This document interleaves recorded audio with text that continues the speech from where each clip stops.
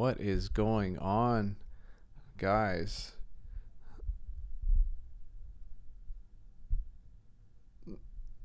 I've got the Packers Colts game up here. If Blankenship hits this kick, it's going to be a really nice day for us so far early on.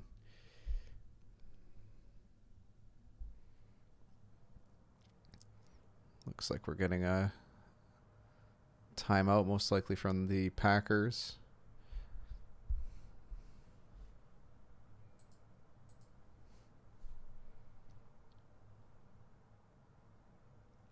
What's going on, Jameson? How you doing?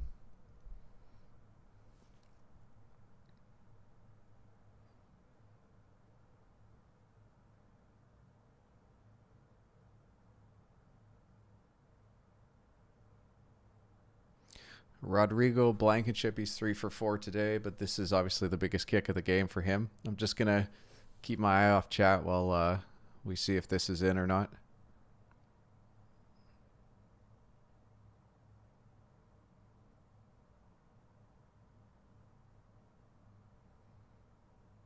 Blankenship is good. Any flags? Doesn't look like it. What's going on, William? I'm on the Raiders +7 and the under. No, it's all good, Jameson. Hopefully work is good for you. I'm just going to fix my green screen. I realize I don't have it set up properly. I'll be back in 2 seconds.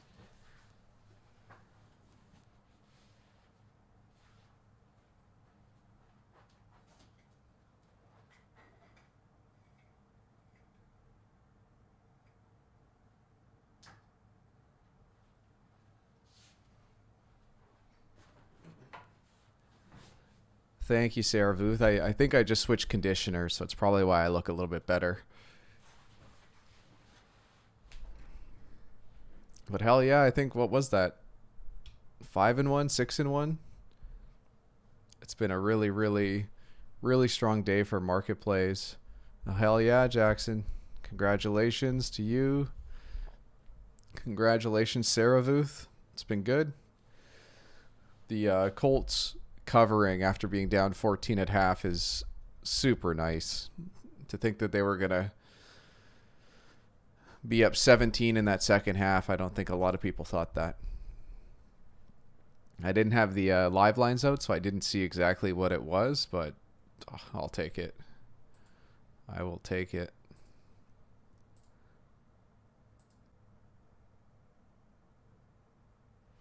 Hello, football fans in the league where they play.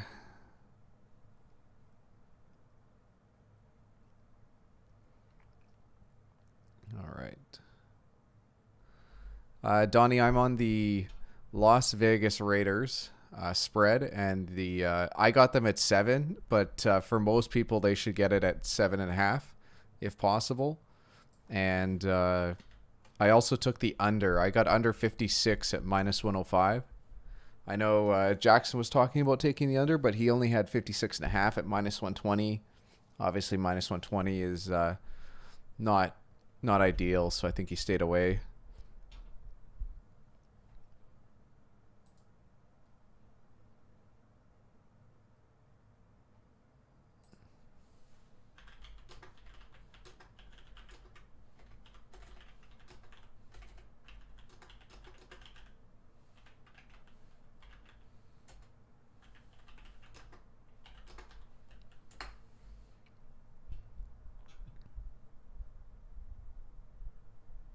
What's going on, Dave?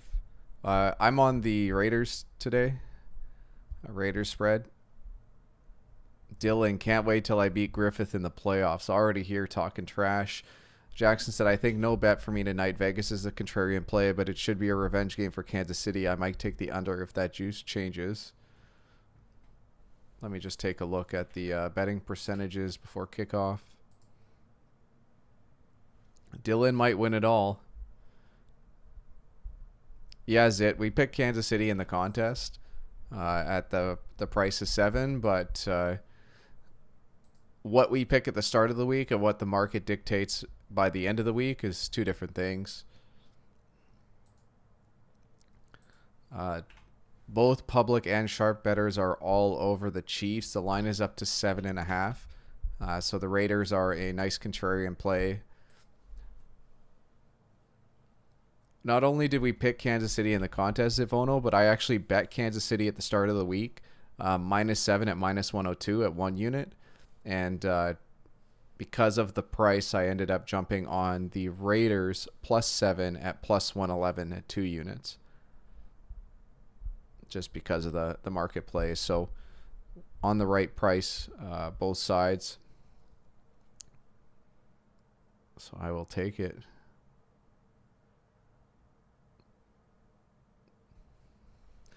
Dylan, there's still bragging rights to win your individual leagues, but the money league is going to be the top 4 teams from each side is going to meet. The top 8 teams are going to be in the big playoff fantasy pool.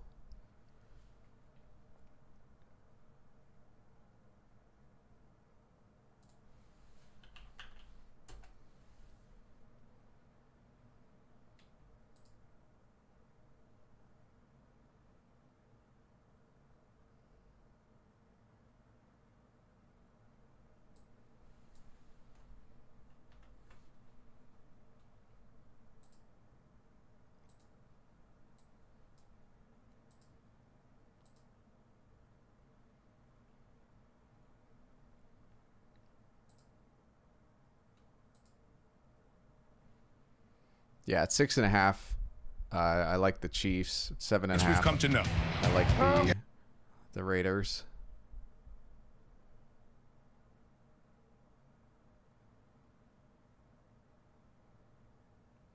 Oh, the books are taking major exposure on the Chiefs tonight. Like if the Chiefs win, it's not going to be a good night for the books, even though the books have made a killing. Dave, I like the Rams on Monday. Let me just take a look at the betting percentages for that game. So the actual public wise, it's split, and that line's gone up to 4.5. I'm kind of surprised, and there's been a lot of money put on the Buccaneers, so it'll be interesting to see. I was on the Rams at +3.5. They're now up to +4.5, passing a key number for 4. So at 4.5, I still like the Rams, but it's definitely not a home run. I would wait till tomorrow to see how that market ends up finishing.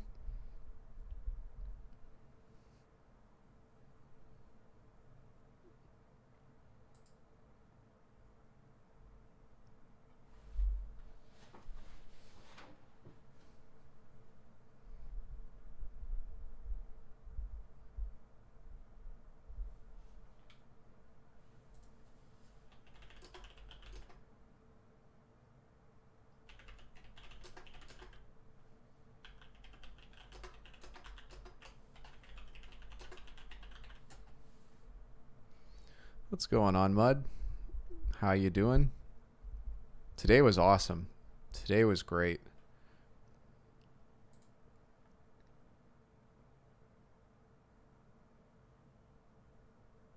Yeah, I agree, Jackson. Dave, we don't have our picks yet for Thanksgiving. We will take a look tomorrow. Well, actually, Dave, if you do sign up for the membership, it's $5 US, or sorry, it's $5 Canadian a month. After tonight's live stream, the Fat Guy and I will be doing the opening line video. And so our opening line video is for members only, but we're going to talk about the lines for all 3 of those games. I'm sure the Fat Guy is going to say which lines he likes or which lines to stay away from if you're deciding to bet early on. And if you bet early on when the lines do come out, that's when you have the most value. Like the potential for the most value, you also have the most risk. So you can take a lot of risk by betting early lines. But like this week is a good example where for this game, I had the Chiefs at -7 at the start of the week at -102. Some people even had the Chiefs at 6.5. So if you could get the Chiefs at 6.5 at the start of the week, and now you can get the Raiders at 7.5 at the end of the week, there's a chance that if Kansas City wins by 7, You could double up and win both sides. That's called a middle play. So you can get the most meat on the bone. A example against that, like you could have got, I think at some places you could even get the Falcons at +7 at the start of the week, but then obviously the Saints would have covered that despite that. But you could have got the Falcons at +7 and the Saints at 3.5 at kickoff, and any result from Saints from 4 to 6, you win both sides, which is quite nice.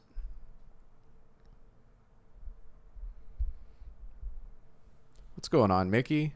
Ahmad, you took it on the chin in daily fantasy and your picks. Oh, that sucks. Daily fantasy, I can't speak for, but Zaps today was great. I think I was either 5-1 or 6-1. I'm gonna go back and count it all up.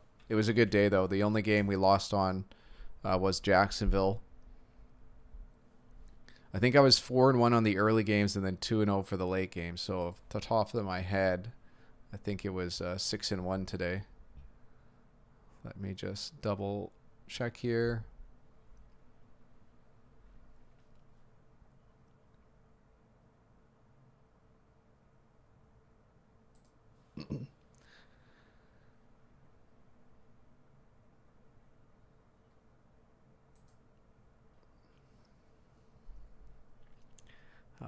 Let's see.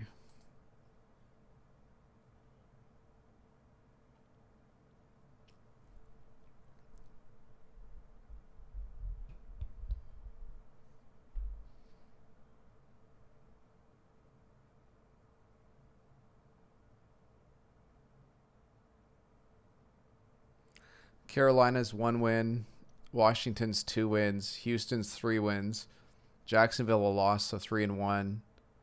Saints was a win, so 4-1. Broncos was a win, so 5-1, and Colts was a win, so 6-1. So 6-1 today. A couple of those were plus money plays, like the Houston Texans were plus 131. Washington was plus 103.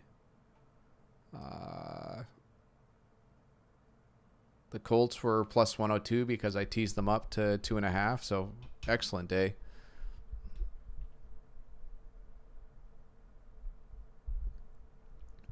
Yeah, Mickey, you're definitely scared off. Does anybody have the stats on what Andy Reid is on coming off a bye? Let's see if I can find anything on the internet.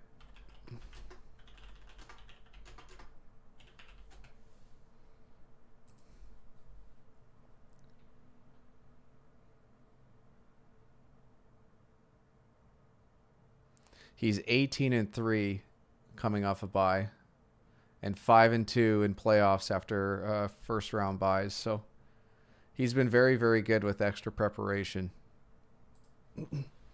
Going Crazy's calling it. He's Chiefs win 34-23. Yeah, Dave had his 18-3, 22-5 in regular season and playoffs. Very good off the bye.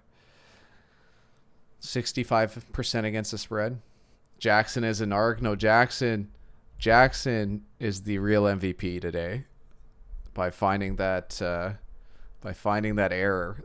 It's not very often I make errors. I pride myself in trying to be error proof, but Josh Allen's called me out at least once this year and was right.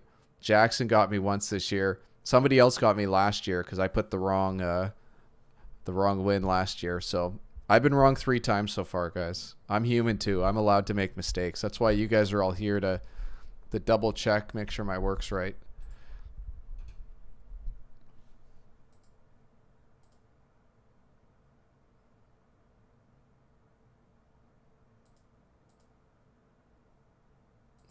I'm just continuing to watch this market as kickoff approaches. We're at 18,000 bets now. 62% of people are on the Chiefs. 81% of money.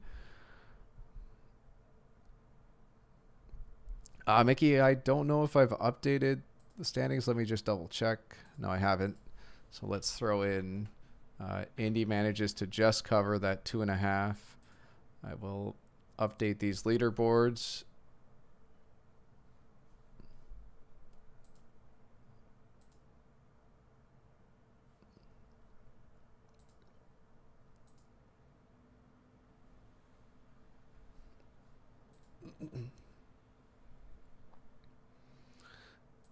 There we go. So it's a four-way tie for first place right now between JPP, 3.5 star entertainment game, which I think to me is name of the week. I think that's hilarious. I think I want to make that the thumbnail for our next video.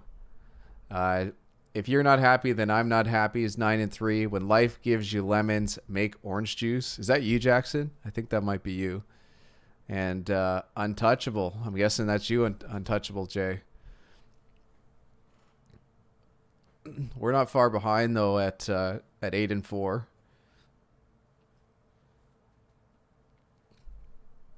And Billy369 takes a two win lead in the overall standings. Good for 61%. The fat guy and I are now at 52.2%. So we're almost beating the Vegas Vig.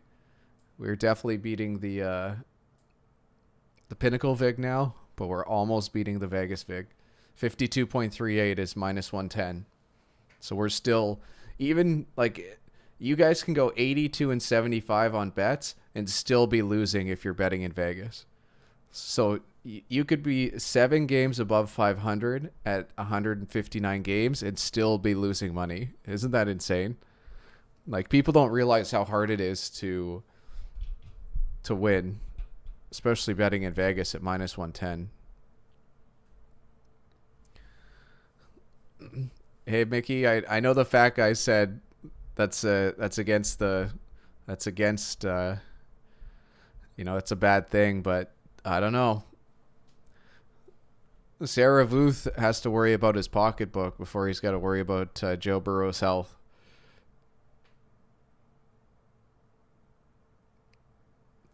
It's but like you guys said, it is good news that it's just his ACL, and it's gonna be anywhere from, I've seen 6 months as the earliest prediction all the way to like 10 months. So hopefully he's back in time for next year. America has 85% of America is on the Kansas City Chiefs. This is big time here. We've got Liam, Florio, Rodney, Mike, Chris, and Tony. Liam is on the Chiefs.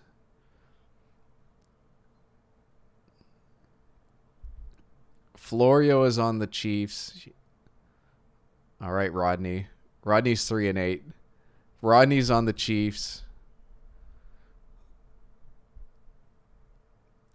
Mike Tirico. Mike Tirico's on the Raiders, so he breaks the streak here. Chris is on the Chiefs.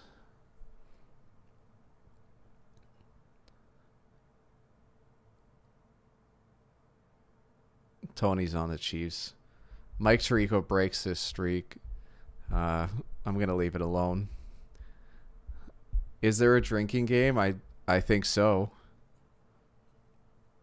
You guys start coming up with ideas for drinking game stuff. Dave, I don't have any recommendations for first quarter or first half bets. I would stick to the game in total, and I'm on the Raiders. If you can get them plus 7.5, I think you should do it. And the Raiders and Chiefs under 56 or 56.5 if you can get that.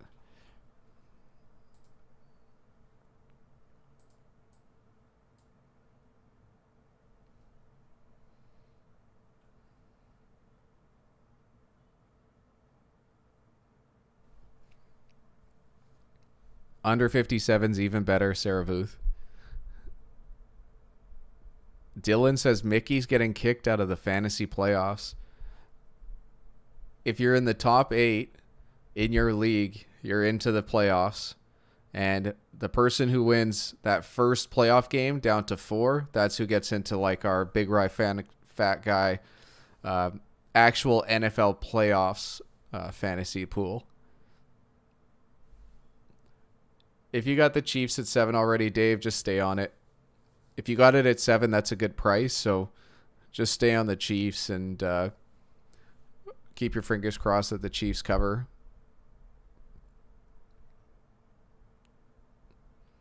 Mickey's under 56.5, which is good. I only got it at 56, but I got it at minus 105, so I don't mind the juice.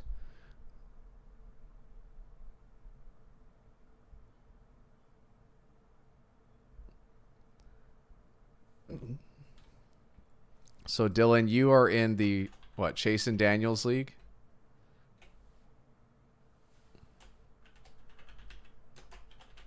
So the Chase and Daniels league has 12 teams. 8 make it into the playoffs.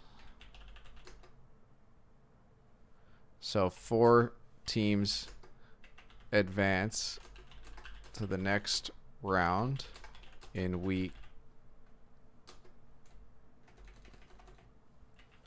the end of week 14. Those 4 teams who have advanced get entry into the NFL playoffs, BRFG Fantasy League. 8-team.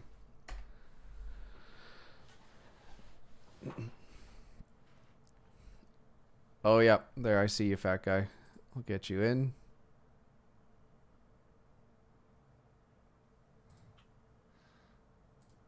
Oh, there you go. Hey, what's going on? Oh, I'm allowed in? Okay.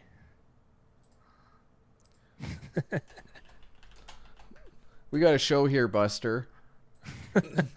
Can't spend all day just waiting for you to sign in. I see you've got a makeshift green screen behind you. Yeah. They must have heard me because there was like advertisements for green screens when we were talking about it. Oh, no way. So I'm gonna try this one out. If it doesn't work, I'm gonna buy the expensive one. But I got my girlfriend wanted the challenge of trying to make one, so we're gonna find out if it works. Oh, it'll definitely work. I think it will. It's just about getting it set up in the right spot and then having the right lighting. Oh yeah, I gotta hang it from the ceiling. I still gotta do that. Like this just happened today, so. Yeah, but kudos to her. The Mickey said he's lost McCaffrey, Mostert, Kittle, Swift, and now Burkhead all to injury. That's rough, Mickey. Yeah, that's fantasy. There's one team that takes it that bad every year. Yeah, that's how it is. I don't think I've had it as bad as you, Mickey, but I've had similar injury luck. I had a year. I only had 2 of my 16 picks. I came last that year, and then remember last year, I lost Lamar Miller and Andrew Luck before the draft started. Oh, that and I was still lame. won the league. That was pretty lame, but you had such a good team that it didn't even matter. Away. Yeah. That was a good one. That was Guy Kiss Party. That was my team name, and they had to put it on the trophy. So that didn't go over very well. I can tell you that much. All right, so Dylan. Good day today, guys. Unreal day. 6-1 for bets. Talking about the bets that were made in the Discord, plays, last minute market plays. So congrats to everybody in Discord. I know everybody in the Discord was enamored today and very, very happy. So congrats. Yeah, we guys. all won. Yeah, Mickey's. I got to be honest. I was shitting my pants a bit on Denver. I don't know why. Even though the cover looked locked up, I just something about it like I don't know. I didn't trust it. You know. Well, I know I can tell from you listening to you here, and I could tell from Mickey's comments that like you guys don't trust Drew Lock, and I don't think of Lock as that bad of a player. But I looked up his stats, and it's been bad, like stats wise. I been a lot definitely worse don't trust than I thought. him. I was very, very, very worried because that was my biggest play of the day. So, Untouchable said he's 3-0. Dylan asked, "What if there is a tie for 8th after week 13?" So there is a tiebreaker, Dylan. So just double check in the league. It'll tell you what the tiebreakers are. And Fat Guy's saying it's points for. I'm not 100%, but I trust his I'm almost certain it's points for, because we would have said it that way too. Because Big Ryan, that's realistically the guy who scores the most points in fantasy should win the league, but that's just not that makes it less interesting or whatever. So Yeah, untouchable. So it's confusing because there's the two leagues right now, and in the two leagues there's going to be two separate playoffs. And so in those playoffs, whoever wins their first playoff game, those four teams from each side are going to be in a playoffs that the Fat Guy and I are going to host during the NFL playoffs. So if you win week 14 in playoffs, you're going to get entry into the week 18 playoffs, like fantasy playoffs. And that week yeah, 18, and that'll start again. It'll be a redraft. it'll be a redraft. After the week 17 games, we'll know what teams are in the playoffs. And then the 8 of us are going to get together on a live stream and draft the teams. Oh, Untouchable said he's not making the playoffs. I want to jump back. Ryan said, what happened with the Patriots? The Patriots had a lot of public bettors on them today. So a lot of people thought that the Patriots were going to not only win, but cover anywhere from 2.5 to 3 points. There was excellent value on taking the Houston Texans today. It's obviously easy to say now because the result was a win by Houston. But we would say that anyways, to be honest. Yeah. And then he said he got screwed on Miles Sanders prop over 69 yards rushing. That's just the beats. Like, he's going to have a bunch of games this year with less than 69. He'll have a bunch of games with more than 69. That's just how it goes sometimes. Jackson said Houston was a good play today, probably the most contrarian pick. So what's the picks for top in the pool? We got to be up there, Big Rye, I think, aren't we? In week 11? We're in 5th. Oh, we're 1 game back. Yeah, we're 1 game behind. And you should, Saravuth. You must have won, Saravuth. You must have. I think Saravuth. How do we do, Dylan? Did well. Go ahead. Saravuth did well. Yeah, I can't remember good. his exact record, but he was definitely happy today, which I'm happy for him. There was very good, very good. 5-1. That's awesome. Dylan, I took a jab at our new friend Crickets. That's pretty funny. I know, Fat Guy, you and Mickey were talking about how excited you were. I know there was a commenter on our last video that said there's no way that the Dolphins don't win and cover the spread, but Broncos get it done. Yeah. And we do not play DraftKings. It's just here. This is gonna sound insanely silly, like insanely silly. I get more confidence and I'll wager more money if I get a lot of hate, like about a pick, and it just because I feel like guys who understand how sports betting works knows there's no real terrible pick and there's no real like super good pick, right? Like there's square picks and there's sharp picks, and they're both very like they're both very like close. Like one's slightly negative, one's slightly positive. Like for instance, I could argue with Zaps about how I still don't think that's a great bet on the Steelers, but it's not terrible on any stretch of the imagination. Do you know what I mean? Like it would be a slight disagreement. However, those squares, they're the ones who dig their heels in and like, how could you pick that team? They'll never cover the spread. They're so bad. And then that's like just an alarm bell. Like, okay, there's more value on this one. And then it makes me want to attack it more because be more aggressive because let's be honest, man. These are the people we're targeting. These are the people targeting. Oh, nice item. Titans money line. Wow. The Titans money line is a really, really nice win today. That's awesome. How about those backdoor covering Jets? And I like how I forget who they were playing, but they took the Chargers took a safety at the end to guarantee the cover no matter what the line was. I thought that was funny. Mud says he's happy if he beats the closing line. The the one thing I wanted to touch on earlier is Ryan Johnson asked if we play DraftKings. DraftKings takes so much of your money. They take 15% of every dollar that you wager. So I highly recommend never playing daily fantasy, never playing DraftKings. They take way too much vig. Like even at Vegas, if you bet minus 110, they take like 9%. But DraftKings takes 15%. So highly recommend not playing DraftKings. You're just burning your money if you're playing DraftKings. If anything, like find a buddy and just like compete against them every week. At least you're and you can lower vig on higher stakes. I wouldn't recommend that either. There's been a lot of stories about a lot of info that people can get doing daily fantasy. Like all the DraftKings guys were playing FanDuel, all the FanDuel guys were playing DraftKings, and they have way more information. It's very, very unfair. Definitely wouldn't recommend it. But I do know a lot of people that have fun playing daily fantasy. So if it's something that you do for fun, I'd recommend, using very, very low amount of money and playing for fun. But it's not a way that you're going to make return over the long term. Oh. Jackson, my favorite name this week. I outpicked the Canadians. Well, they didn't.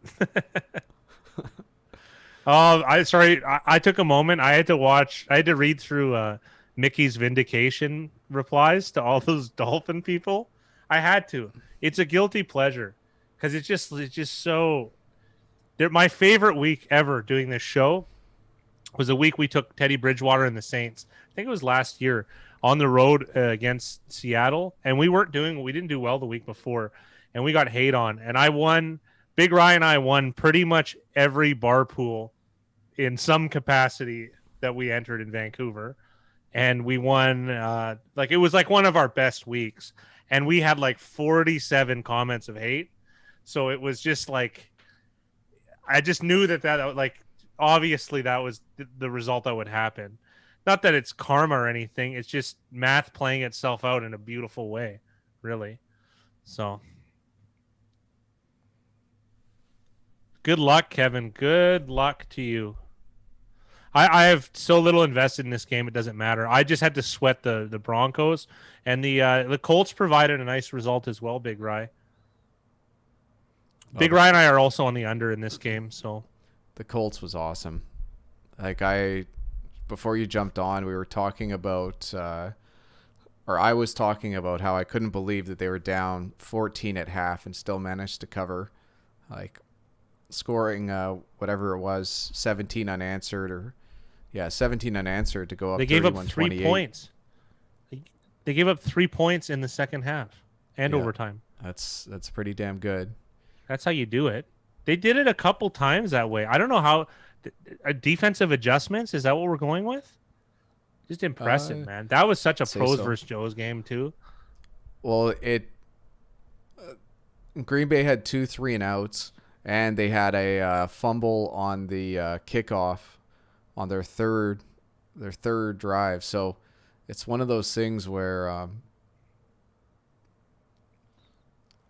like it's just tough. Like the Packers did everything they could to lose that game in the second half by how they played offense. Because you can't lose that time of possession and expect to win. No. All right, Corey, I'm going to field this one first. Do you think the Redskins can win that terrifying front seven, can win a playoff game? With Smith back, they just killing fools first Dalton, now Burrow. I got to be honest, man. I think Washington is a work in progress and really, really could hit stride. Like, really could. Because, I mean, that defensive line I feel like it's getting increasingly better. It's 5 first-round picks. 5. And none of them are busts. Like, they're not all of them are home runs. None of them are busts. Deron Payne is a monster. And he's not even like Chase. I can't even they're so good. They're so good. But there's things they can improve on. The offensive line has been a weak spot a little bit for the Redskins. Gibson has been a nice addition, though. Not that I care so much about running backs. And then I like the Redskins as a team. I just do. It's my style of football. It's Big Rise style. You have a D-line like that's scary. Josh Jacobs with the touchdown. Bam, bam. Anyways, I love it. My 2 cents on Washington is that I agree with a lot of the things the fat guy said. I still think that coaching wise, they're just a little bit behind on some of the other teams that they're going to be playing in the playoffs. From a talent perspective, though, if Alex Smith is healthy, that team is dangerous because the defense is good, and Alex Smith can keep their offense on the field long enough so that the distribution of time of possession is going to be in Washington's favor to help their defense. So the defense is actually going to be better. Like we're seeing it with Chicago. Like Chicago's defense is playing unreal, but the time of possession is just so garbage that it makes it 10 times harder for that defense. Chiefs were the same way, 7 years ago? Don't forget, this is I always like that example. This is a classic. This is when I first Big Ron and I first got together because we used to do handicapping, and I had the Chiefs rated. I had a leg up on Big Rye because I was much more involved back then, like game to game. I watched every game. I really did. They had what I rated the number 1 defense in the NFL, and fantasy wise, they were rated number 32, and no one gave them much of a chance. But I explained to Big Rye that they were on the field on average of 40 minutes a game or 39, which is impossible. It's impossible to play. You could have a Hall of Fame, all Hall of Fame 11 players starting on defense. I think it's 2013. It could have been earlier. It could have been like 2012. Yeah, it's something like that. It was somewhere between 2012 2014. Yeah, it's the year they went 9-0. So it was the year before they only went 2-14 with Matt Castle. They hired Andy Reid and they added Alex Smith. And you could have a Hall of Fame 11 guys, but if they're on the field 40 minutes, a tired defense is a terrible one. It doesn't matter. It makes zero difference. You get no pressure, can't keep up with receivers, and they can pick on the tired guys. They flipped the script almost. It was 25-35 roughly the next year, and the Chiefs defense was incredible. And that's what could happen to Washington. Oddly enough, if Washington invests in their offensive line and their offense to keep the time of possession in their favor, that'll actually make their defense better. I'm scared for the future for that division if Washington gets their stuff together. So it's interesting. I think they're a little bit behind on coaching, like Big Rye said, but he's at least like Riverboat Ron. They give him that nickname like he's a gambler. He's not. He chose a lot of plus EV plays, like going for it on 4th down. It just was unconventional at the time. So if he's open to that, there's a possibility he could improve. I did want to answer this one thing that Ryan Johnson said before I forget. So he wrote the Falcons suck so bad. I took them on the spread because Marshawn Lattimore was out. I just want to point out that the win probability lost with Marshawn Lattimore out was 0.5%. Big Rye. Not a ton. Not a roughly. It's not enough to move the one line. At the most. Not even enough to move it 0.5 point. Think of it that way. So there's almost no players that can do it. 2 offensive line injuries could move it for us. If it was a really, really big stud O-lineman, it could move it 0.5 point, maybe a point. But it really needs to be a quarterback. So injury news, don't be reactionary to it, right? And there's a lot. I have a million examples of where it looks like how could backups of Team X lose to or beat starters of Team Y, and they do. The only example to the contrary is when Dallas played Washington this year, where it was literally 3rd strings against this vaunted D-line that we all talked about. And it was what happened. Andy Dalton was injured. They gave up 10 sacks. You know what I mean? Like that kind of stuff. You need accumulation of injuries, not any one place.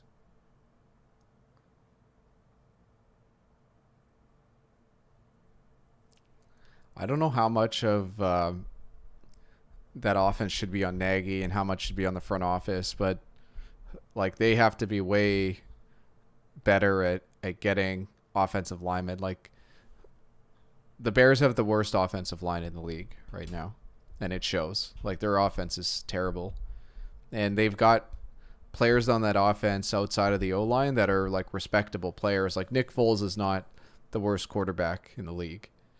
He's not. Not great, but yes. But he, in front of that O-line, it's just not a recipe for success to have Nick Foles or Mitch Trubisky, for that matter, playing behind them. I'm going to say, though, the Bears play fantastic D. They do. And it's my top three defenses are the Bears, the Rams, and I the Saints might be in there, oddly enough. You could say Steelers all the time. I think Steelers have benefited from good matchups. They haven't been in the toughest games, I don't feel like. So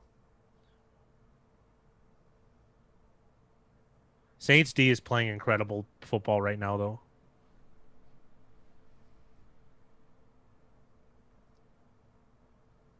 I'm going to grab a little beverage, Big Rye, if you don't... Oh, actually, hold on one second. That sounds good.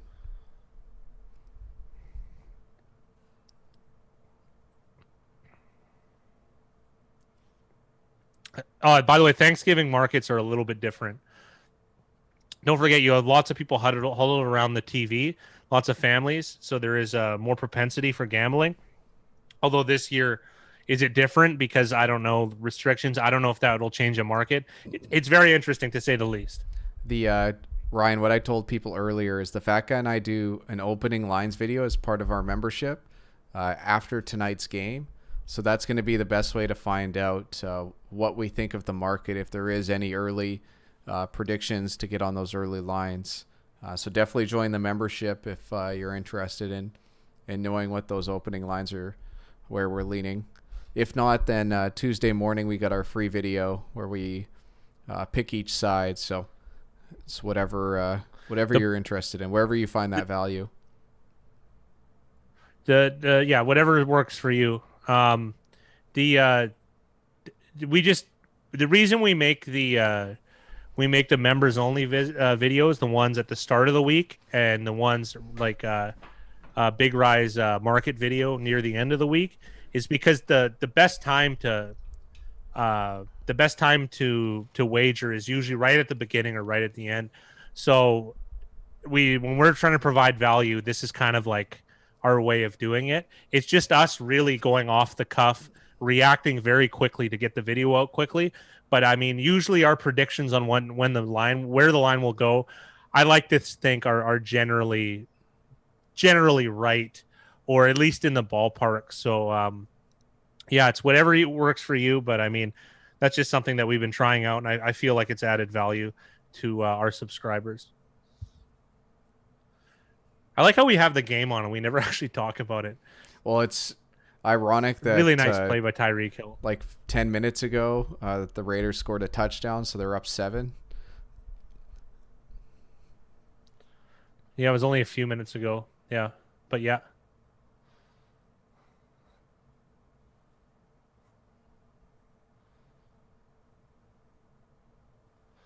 Yeah, the value has been early lately. I got to be honest. It used to be the other way around, Corey. You have to wait to the death, like 9:59, and lock in your price, right? So that was the old days. Now it's figuring out, because there's so many moves. Well, I talked about it during the betting market video, how the markets this year are interesting. Like, they're not as strong as they used to be. Like, it used to be very, very obvious. Like, that Pittsburgh-Jacksonville game would have been an 80-20 split last year, and it's a 50-50 split this year. Well, they set it up that way. I think it's been pick up that ball. I thought it's been a little bit easier to wager, though. Like, some of these selections, I feel like we're getting too many points in a lot of spots, right? Well, that might be it. They might be adjusting to try to get people more even on both sides. Oh, it was a drop by Kelsey. Yeah. And you know what's great? I feel like the games where they're taking exposure are I mean, are going to be really, really good opportunity, kind of like the Denver game. Kind of like, because Yeah. think about it, realistically, we put money on a team that couldn't have looked worse if you tried over what, 3 out of 4 weeks? Yeah, they've been poor. And even their comeback was whatever. What's that? I'm 100% right. Like Denver has looked poor for most of the season as far as covering And like spreads and really being poor. competitive.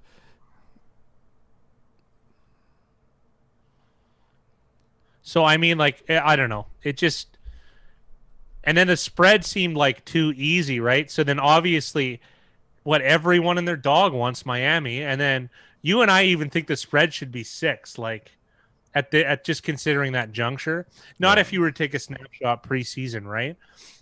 And Well, I if even predicted the line to go to move to 6. well, we thought that if the books didn't want to take risk on the Dolphins Broncos game, that line would have gone to 6. But because It it would didn't have. go It to would have. 6, strangely enough, there's actually even more value market wise on taking Yes, it Denver. absolutely. Because the why would the book because don't forget the book loses that game, they might lose their entire profits for the weekend if you can believe that.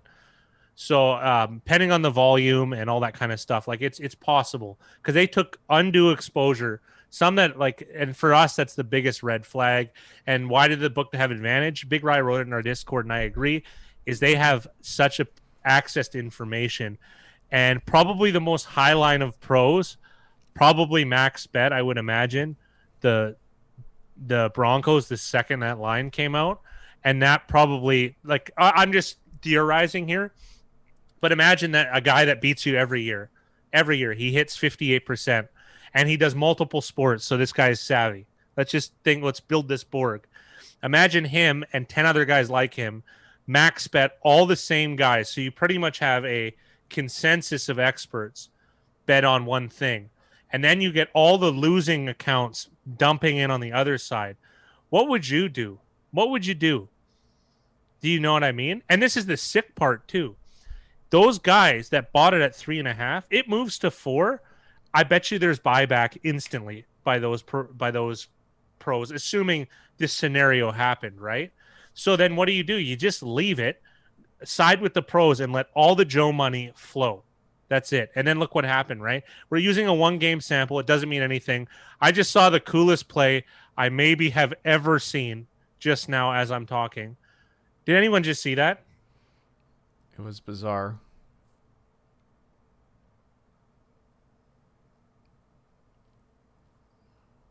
That was unbelievable. I'm sorry. That weird shovel pass is unreal. Before the fat guy answers this, I want to hear what chat thinks. Uh, Jackson brought it up. Fat guy, what do you think the Bengals Giants spread should be? I think you should go get your drink. Let chat come up with this, and then answer And this. then I'll come back. Yeah, I have it in my brain already. I'm assuming Ryan Lindley is playing, or Ryan Finley, whoever. Yeah.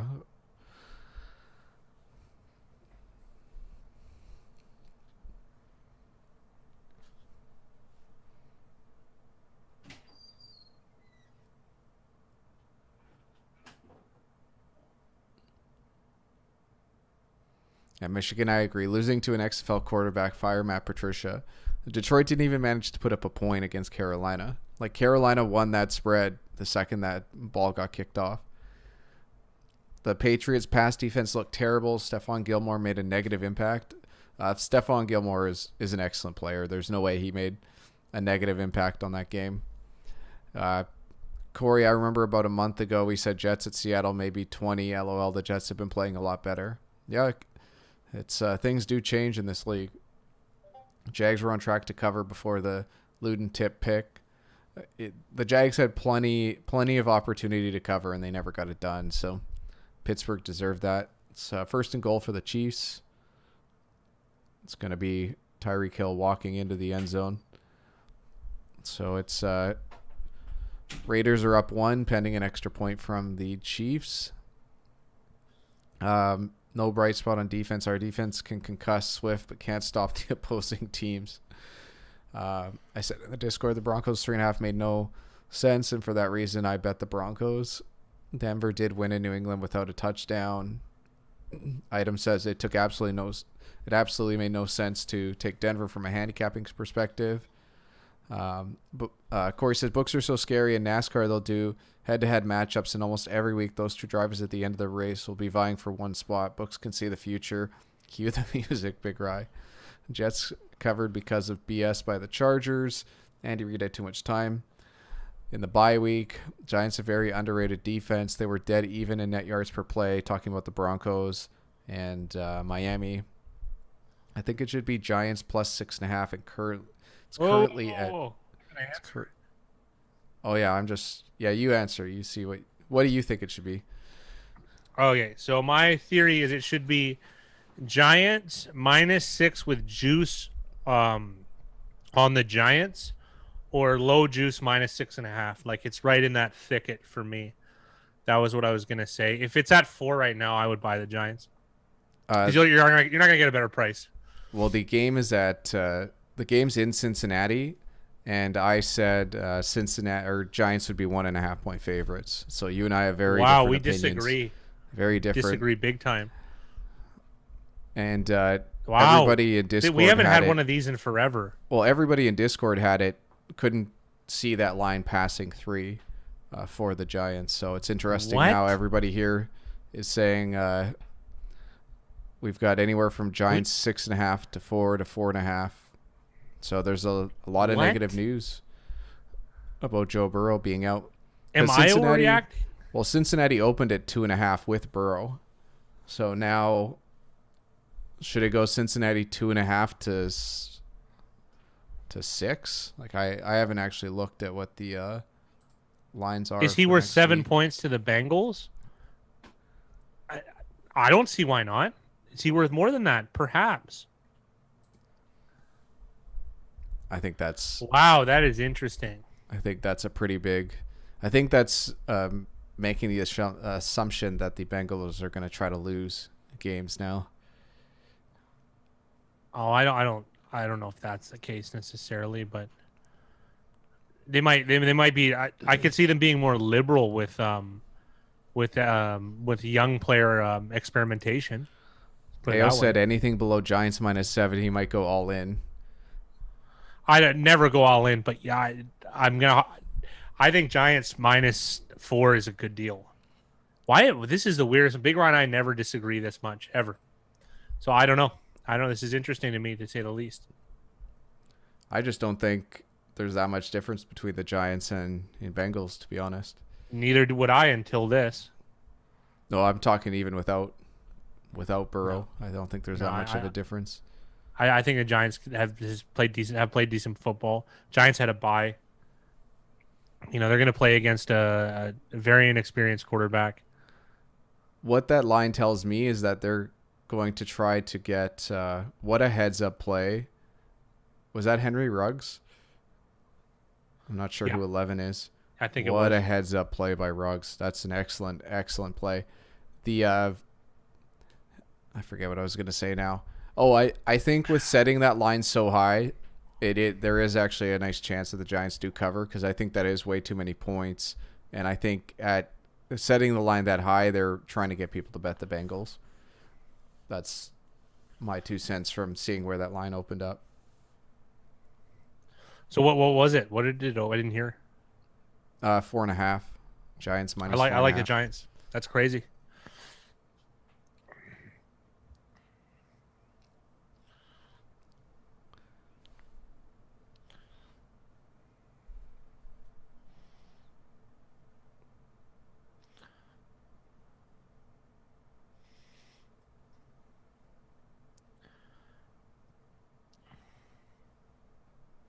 I don't think anyone's downplaying how the Giants have played this year. I think a lot of people have been pleasantly surprised by the Giants.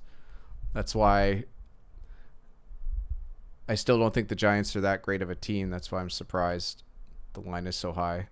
But maybe Cincinnati without Burrow is just considered like they might be the worst team in the league now. Yeah, I would say that they are. I still think the Jets are worse. Do you think the Jets would be favored against Cincinnati? I was just going to ask that.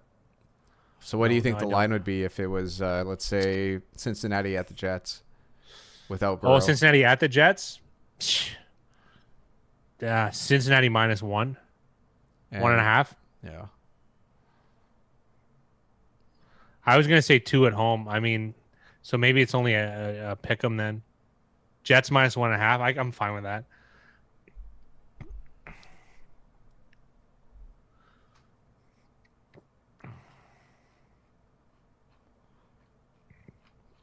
I don't think the Giants are bad. I just don't think the Giants are as not bad as people think.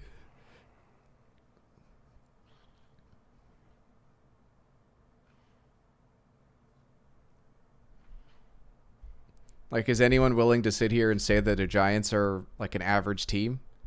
Like, should the Giants have 8 wins? No. How many? Here's another question for you guys. How many wins do the Giants get this year with how good you guys think they are?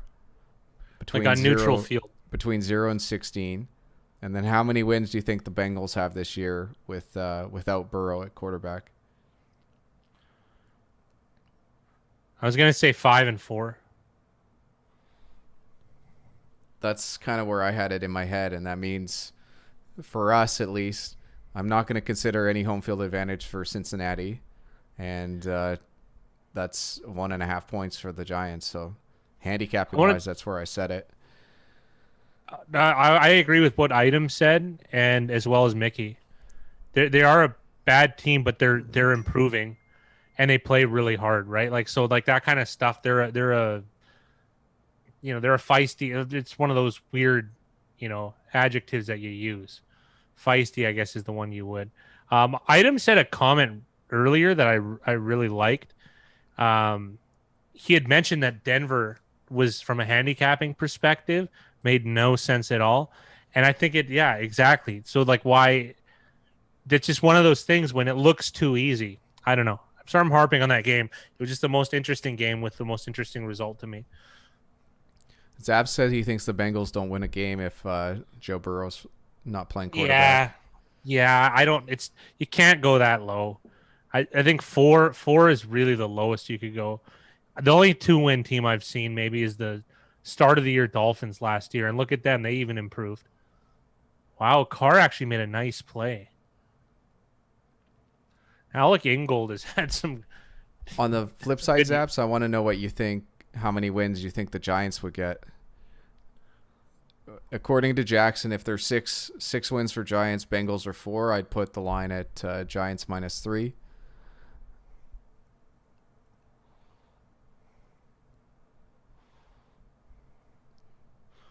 That was a nice play.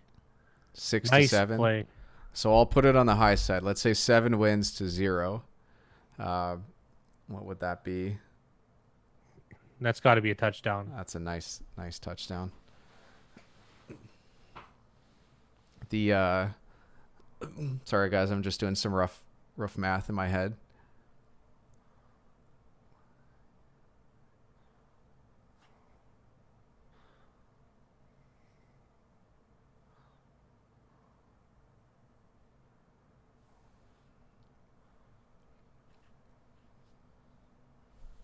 This is a nice ball.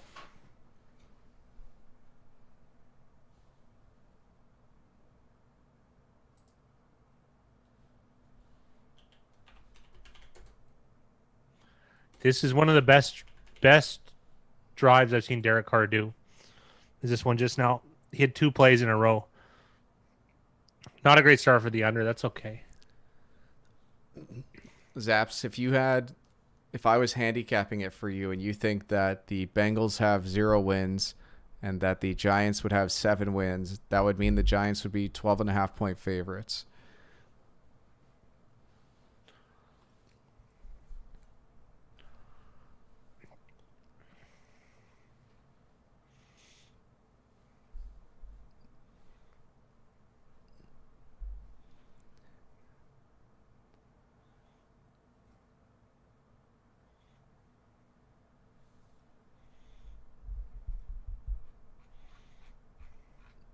At 2 wins, it would be Giants 7.5.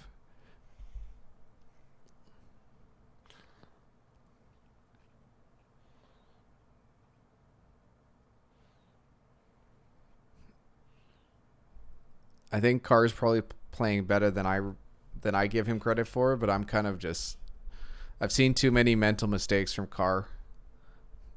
That was a night. Yeah, I'm okay with that, but I'm just saying that was one of the best drives. That might be the best drive I've seen him go through. The progressions he made on the play before the touchdown are fantastic, and to get him even that play just now, maybe this is a testament to John Gruden making things simple for him and then building on them. Because last year he threw away a pass on fourth down a couple Yeah. times, one in the first game against the Rams, and I just thought like this guy is just not bright enough, and then John Gruden seemed very, very composed last year with Derek Carr. Didn't it seem like that, Big Right? Sorry, say that again. He seemed very composed with him. He spoke softly to him, whereas he's a yeller. Oh, But Gruden maybe he's and taking Carr? You talking yeah, about the relationship they built? yeah. Yeah, Gruden's definitely done everything he can to get the most out of Derek Carr. I, I think he likes his attitude and feels. I'm sure Derek Carr works really hard. Like he doesn't take me Yes. as a guy that's lazy, um, and really like it's the best they've got right now. So he's gonna do the best he can to get the most out of him because they've been able I to get like draft picks and build up in other spots, but that's the one spot where they've definitely taken a risk here with Carr. I like. I'm a fan of these Raiders. I just am. I have a soft spot for them. I think they're. I don't know. I just like them. I like Gruden's approach. I think Mayock has done a wonderful job. They got a new stadium, best logo in sports. I've always liked them as a kid, and my Brownies obviously as well. Brownies are more because they're like the ugly underdog. They're the beat up stepchild. But the Raiders are. I just like how they've gone about their business. And to be honest, the Browns have had a nice coaching management change this season. I think it's been. I've been disappointed too many times by the Browns, but I'm going to say I'm also satisfied with their progress. So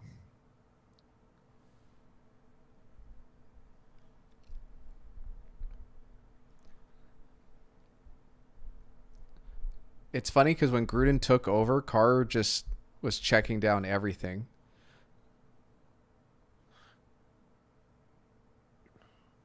yeah, but he I think he tore him down to build him back up. Yeah, that can make sense. It's you know what I do like from the Raiders, and like I know this isn't gonna work for every team, but I like how they gave Gruden 10 years. Like a 10-year contract means that you can do things as a coach or like as a GM coach combo that a lot of other teams can't. Because you can say like, okay, we can put in the building blocks for the next 3 years to try to win for the last seven, instead of doing like a lot of these coaches. It's like you get the shit end of the stick by having all these shitty roster players that probably don't fit your scheme and then having to try to win that year. No, absolutely.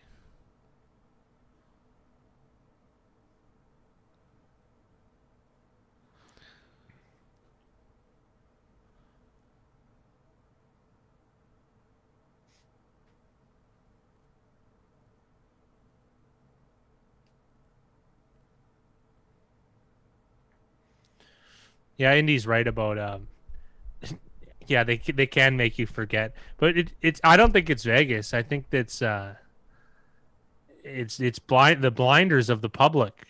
Don't forget they make this is the best part about square betters. They make the same mistakes for years. Years. Because they don't want to do what's unpopular and they don't want to be wrong not doing the safe stuff. And it is the media. Zaps is right. It's the media. It's just a part and parcel. They'll make the same thing. So I don't think that taking Chiefs -6.5 was a square play. I kind of liked it, to be honest. But you know what I mean? By no means did I think, oh yeah, the Chiefs will just blow them out, right? That's not. They still could. They still could, but it's just I don't know. They get very romantic about teams. Let's put it that way.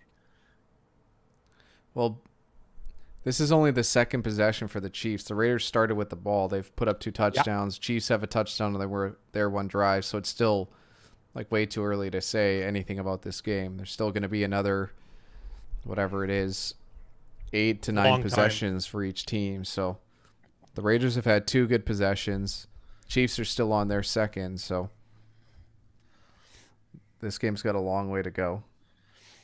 Yeah, I'm gonna get more entrenched in it. Who is 97? Malik Collins, it looks like.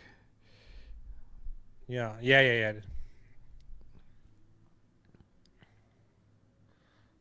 Dude, Hilaire churning.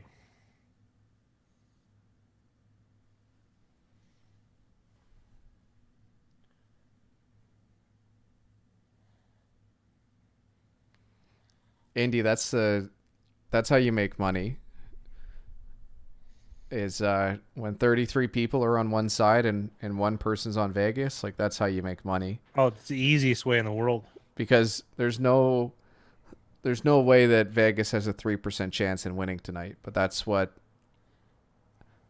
the edge that you have. Whatever the real edge is, I forget what they were 7.5-point underdogs off the top of my head. Roughly. I can't remember what that is. It's So like it's, 30%, something around there. 28 In that 28 to 33, somewhere around there. Yeah. So you've got a 25 to 28% edge if you took Vegas tonight. And if you took Kansas City, you have a negative 25% edge. So very, very square to take the Chiefs in any pool like that, especially if But they're there's afraid a of lot of taking risk though. yeah. that's They don't want to get made fun of when which is the when the Raiders lose. Yeah, exactly. It's the most ridiculous thing. But whatever though, that's life in general.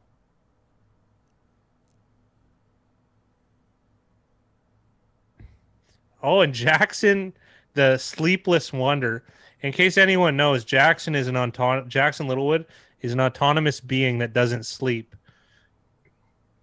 He does an insane amount of work and manages to stay on top of all of his all of his hobbies as well. And he drinks too, so I don't know. It can't be a real person.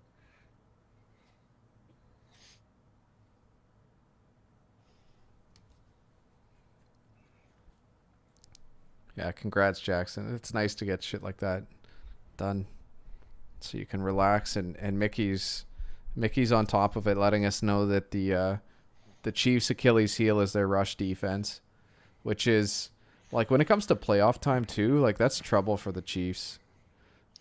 Absolutely. Like I had if a the friend Chiefs say- if the go Chiefs ahead. have to play like Indy or Tennessee, Yes. like a team that can control the clock and can get it done on the offensive line, like it's troublesome for Kansas City in the playoffs, because that essentially puts the pressure on the Chiefs having to score every time they touch the ball.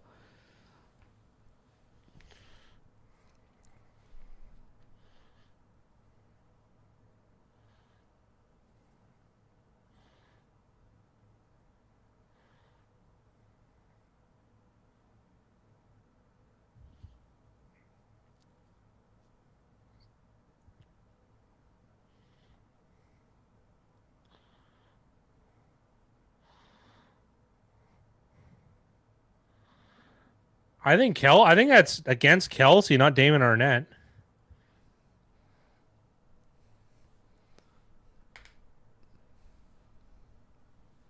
Defense. Okay.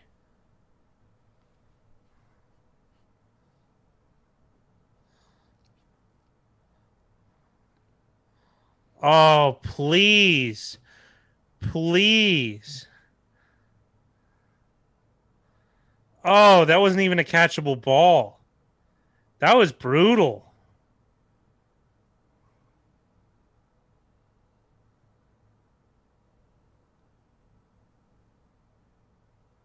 That was brutal. That PI call? It was definitely weak, but to the letter of the law, it's PI. I don't know. When he crashed he crashed into the other guy. I don't know. I don't know. Jake said, "Could Sean Hockley make it more obvious that he had the Packers money line today?" I was saying in the Discord, Jake, that the only way that Indy could guarantee a win was to recover an onside kick. But even if there was an onside kick, they probably would have found a way to flag it.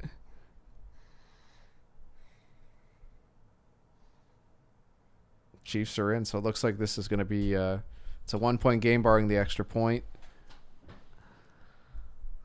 I will be back. I've got dinner upstairs for me, so I'm going to go grab it, come back down, eat awkwardly on the mic, and then get back into this game.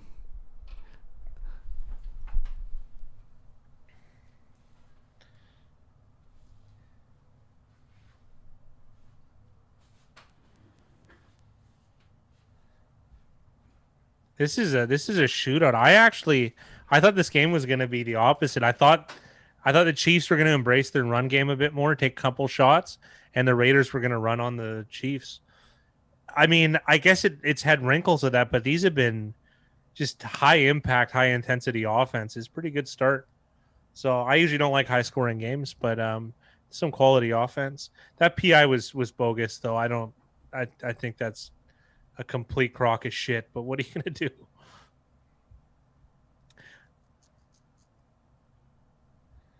I had to order pizza, Jay. My girlfriend's out. Unless she would have made something. I have some tri-tip I made the other day, but I don't want to heat it up, and I have to make au jus still, so I'm going to bother. I'm going to do it another damn lazy right now. I played so many hours of poker the last 2 days. I don't feel like doing anything.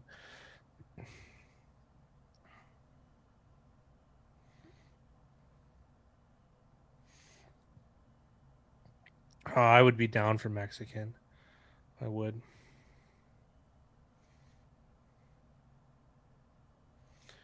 Don't make tip. Why not? We never used to have it here. Like, it wasn't a thing. And then I don't know. Then recently, grocery stores started having it. It was a good deal. I never go into Walmart ever. I find it like I don't even want to say on camera what I feel like about Walmart. But then for whatever reason, oh yeah, the power was out, so I wanted to. Oh, I wasn't gonna microwave it. Don't worry about that. I got these. It's tri-tip. It's just a cut of beef. It was only $9 for really nice, and $9 Canadian, which is nothing. But I was gonna. I always put them in these containers, and then I heat it up in the oven. I wait the hour and a half. I actually don't mind. I hate the microwave so much. Or an air fryer. I'll use that once in a while too.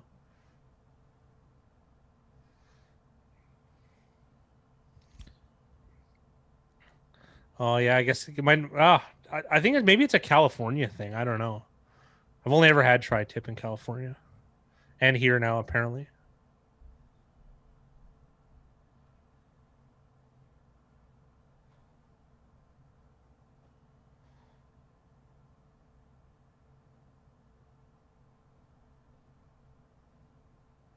Yeah, I can do that. Yeah, I could do that. That's actually a better move. And I got a nice greased um uh uh cast iron pan. Yeah, maybe I'll do that. I already ordered the pizza. I wish you said that earlier. That's a way better idea. Because I usually just like to let it heat up in its own juices. But yeah, I seared it and then I smoked it. So it took a long time to cook. It's really good though.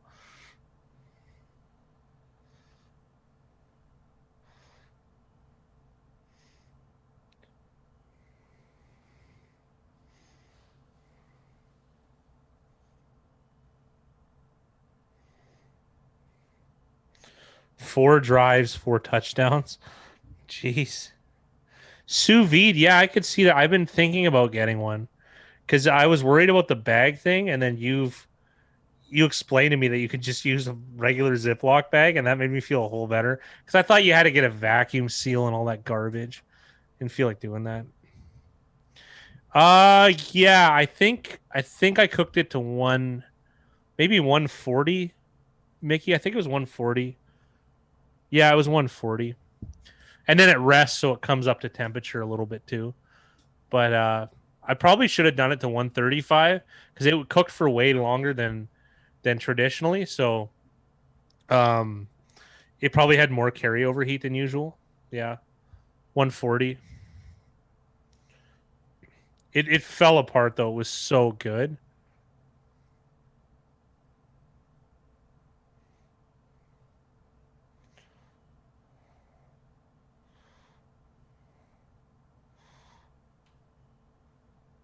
Wow, Zay Jones, guy you don't expect.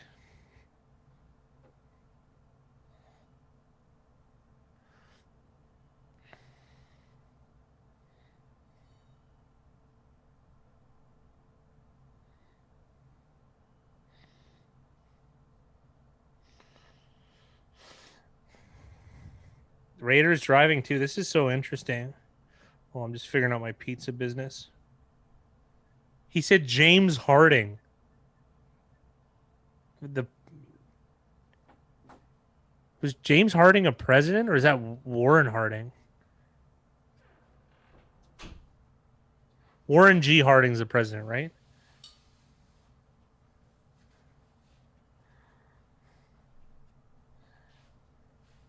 Yeah, Warren. Who's James Harding?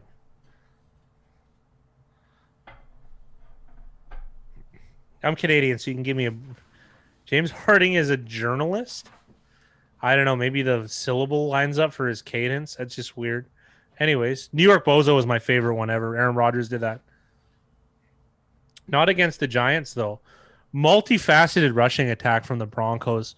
I really like it. Like Booker looked like hot trash when he played for the Broncos, and uh, he's just like he's looked really fresh and used in such a better manner than with the Raiders. I didn't even think he had this skill set. So I used to think like, why did they even pick him up? But now I understand.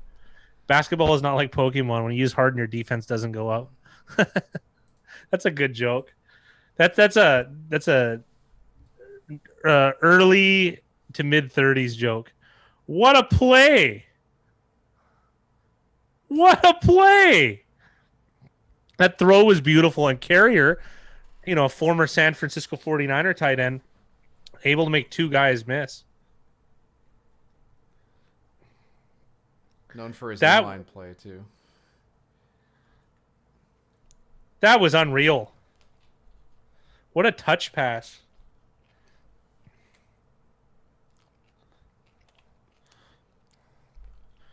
This is the best game I've seen Eric Carr play so far. And look, 8-8 for 138 and a touchdown.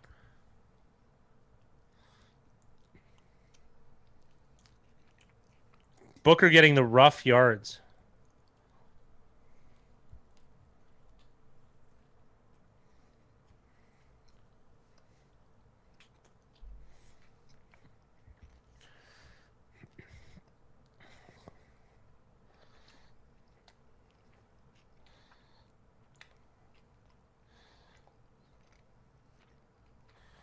The yards after contact with these Raiders players has been incredible today.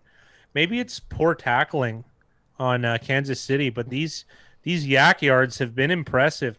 And Zay Jones had one to start this drive. Josh Jacobs carried the pile or pass drive. Darren Waller, Derek Carrier. Waller's punking guys out there. This is nice. And that wasn't no slouch. That was Tyrann Mathieu. This goes back to the run D, but the one thing we always talk about with the Andy Reid Chiefs is that they've just been soft on defense. Have they ever?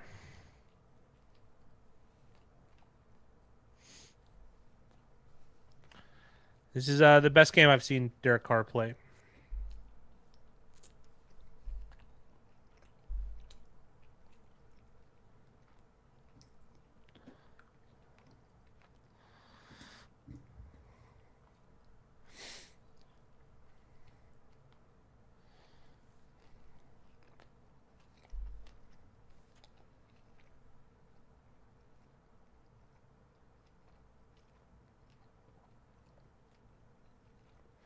That looked like delay a game to me. Jeez, this Raiders or offense. Yikes, man.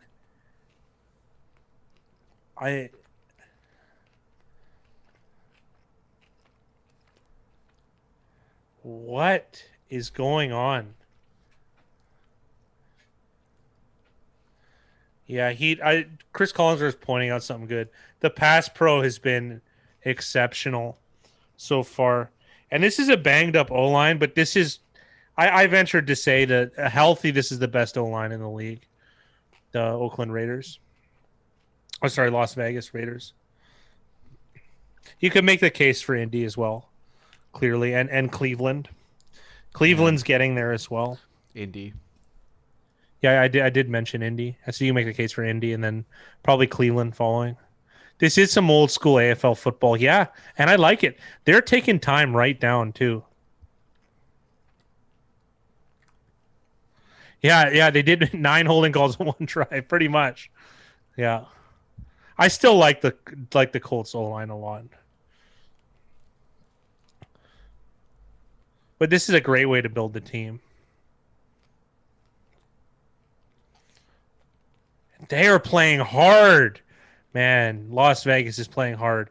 Oh, I think he got a bad spot, man. Should be at the 1, not the 2.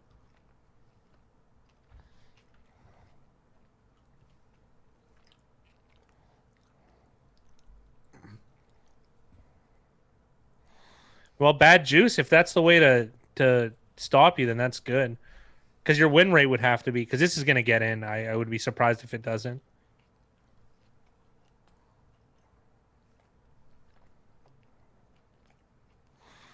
All right, let's get a Jacobs touchdown.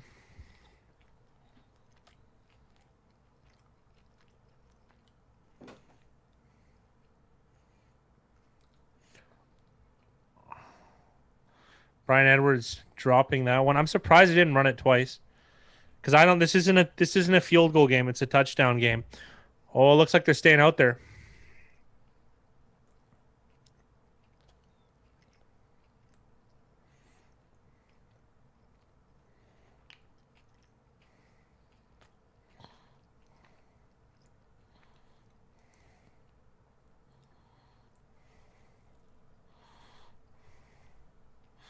I don't like taking. I don't like kicking a field goal here.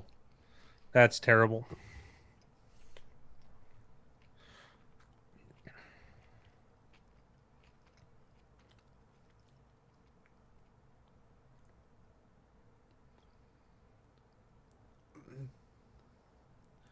What's happening here? Did they take an unsportsmanlike conduct? What the hell happened? They were upset with a non-PI call, I think. Which I mean, you know what I'm going to give them. I'm going to justify it a little bit. If you can call the PI against Damon Arnett against Kelsey the other end, you should call PI there. Not that I think that is a PI call, but the consistency is garbage. You get the field goal. They come away with points. They're at the 1 yard line. That's very disappointing.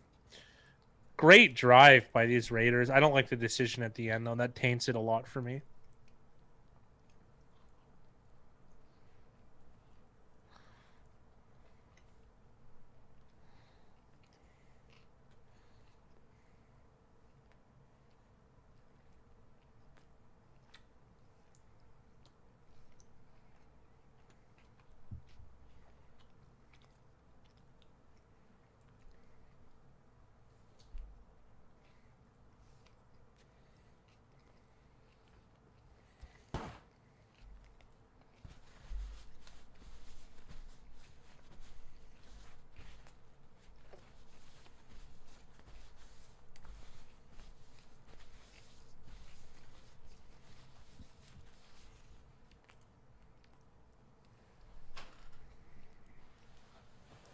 I'll be back. All right.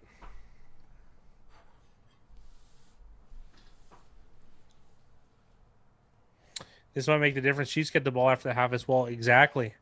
And the Chiefs, considering the Raiders are down 2 timeouts, I believe, I don't see why they couldn't take a really long drive, score a touchdown or a field goal, and then get the ball back and score again, right? So, it's the Raiders are going to have to play, if they're going to make the conservative defense or conservative decisions like that, they're going to have to follow it up with playing twice as good defense, right? And I just don't know if they're capable of that, right? The Raiders' defense is a work in progress. Everyone knows that. But I just don't. I'm not that confident they're going to be able to get the stops they need, because they might even need a turnover, considering all of how humming this Chiefs offense has been forever, right? Because the Chiefs, this is standard fare for them. They can be down 21. Yeah, no need to play concerned when you're an underdog. That's the best lines. Vono just said it. There's absolutely no need.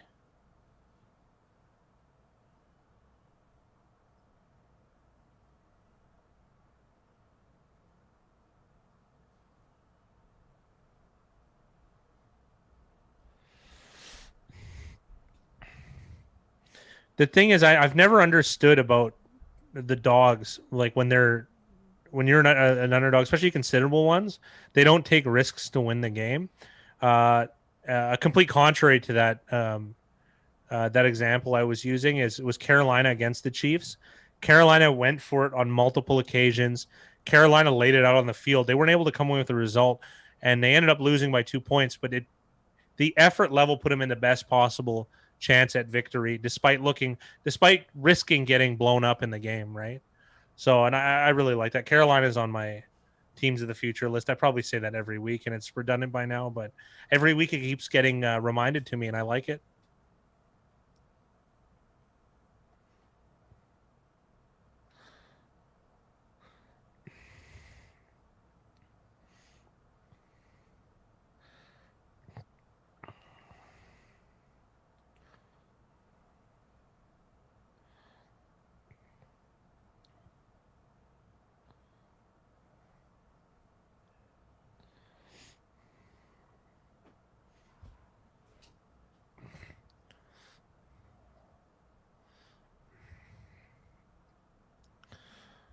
I don't know. He might have, Jake. It's tough to say.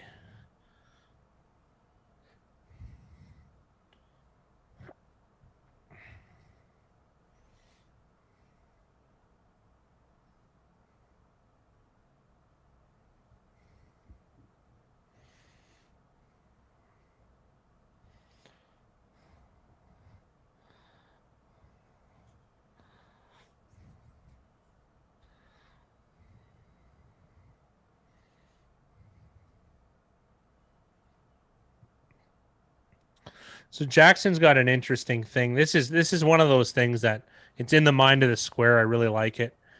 I'm in a sports Facebook group that mainly does poll sample size, small sample size, but in a poll that came out today about who most over a team, vast majority said Baltimore. Makes sense to me.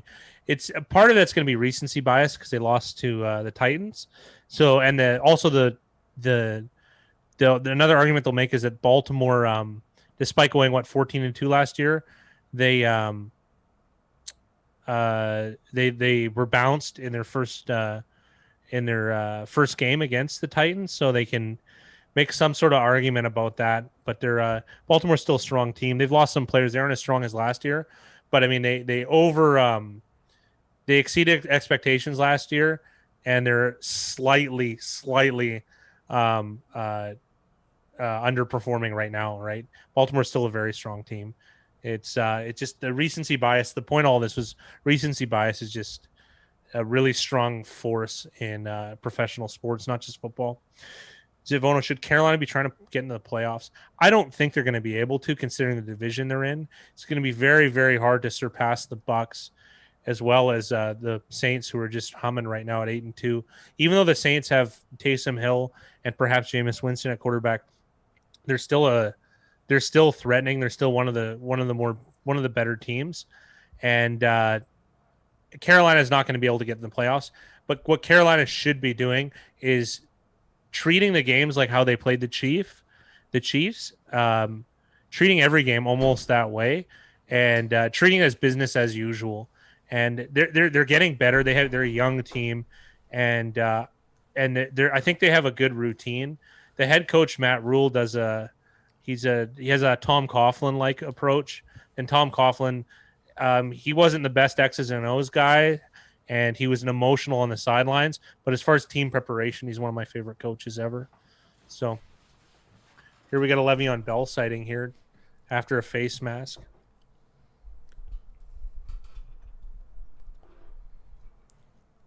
Jonathan Abram going for a kill shot on Bell and having to backtrack a little bit. 3rd and 14, though. The Raiders have a good chance of getting a stop. Of course, this is the vaunted Chiefs, though. Designers of the Wasp play used successfully in the last Super Bowl.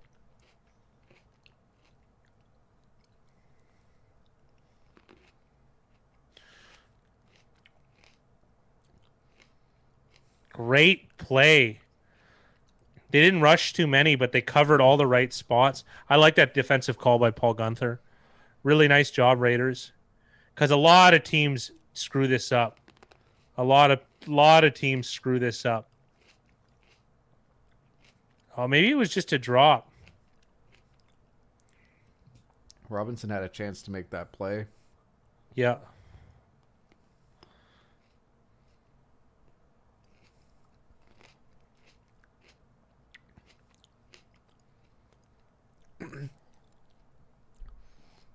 I don't know if Fat Guy, if you touched on what Jackson said about Baltimore, I did. but my theory is that Baltimore was just so good last year that people think that they were supposed to win 13 games again this year.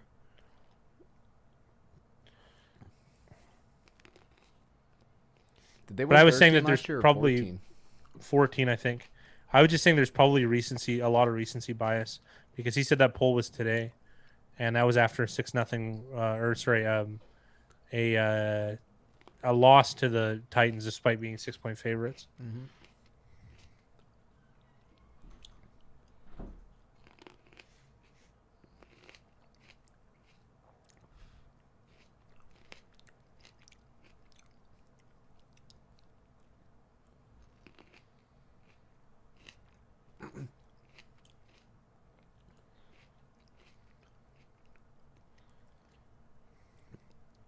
The question about Carolina making the playoffs, you know who Carolina reminds me of the more I think about it? Is how the Bills have been since their coach has taken over, McDermott.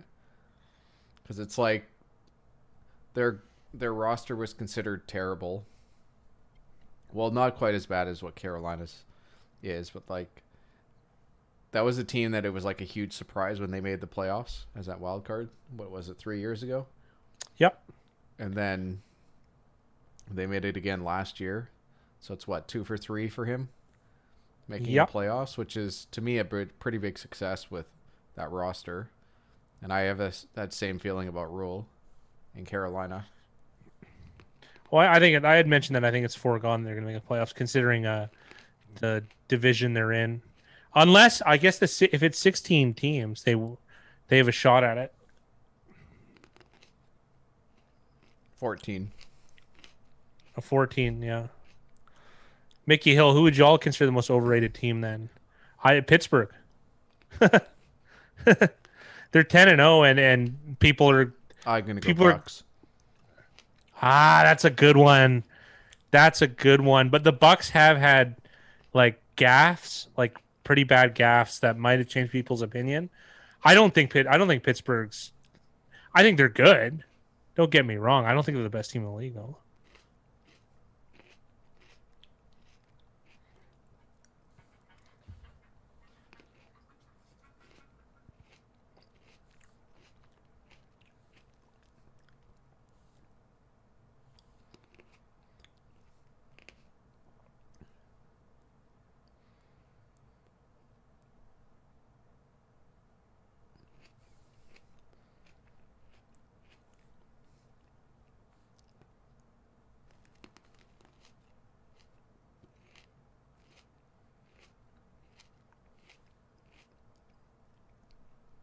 Mickey with an interesting one in the Seahawks.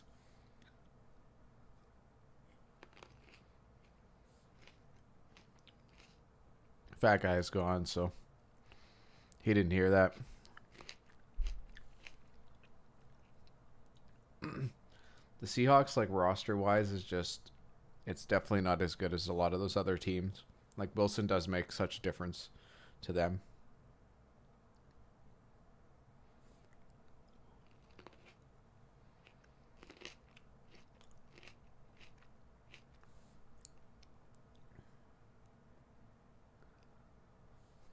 Yeah, football teams got to be the most underrated to me. I've been enamored by them. I've been watching ever since Alex Smith is back. It's the game that I've been focusing on the most, no matter what time slot. And it's funny to say that because I think they're the least bet team. Yeah, Russ does have to be Superman. I would be interested to see how Pete Carroll would do with a different quarterback for a season. Like we kind of got to see it with Belichick in the years without when Brady was out.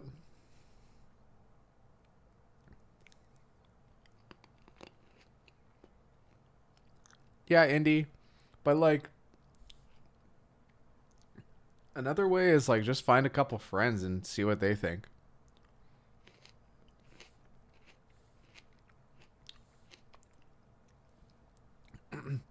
And it's not even about yeah, AP. Fat guy always wanted to do he wanted to break down how positive or negative language was towards certain teams as an indicator, but obviously him and I don't have enough experience or knowledge to do it. But there's like little simple ways, like you can ask people. A lot of people will tell you. Like you can go to um,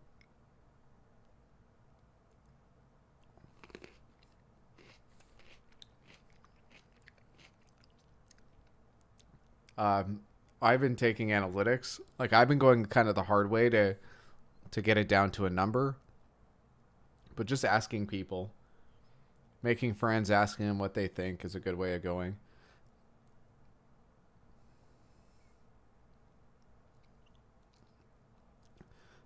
Strangely enough, I think the Giants might be overrated right now.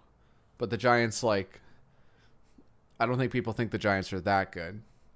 So it's not a fair one to say. Like, you're always going to have to pick a team at the top, team at the bottom. Like, the Jets are bad, but, like, I forget who mentioned it earlier. They've probably covered what? They're 3-1 against the spread the last 4 weeks. Like, the Jets aren't as bad as people think. The against the spread stuff is actually a really good way to measure how good a coach is doing and how people view that team.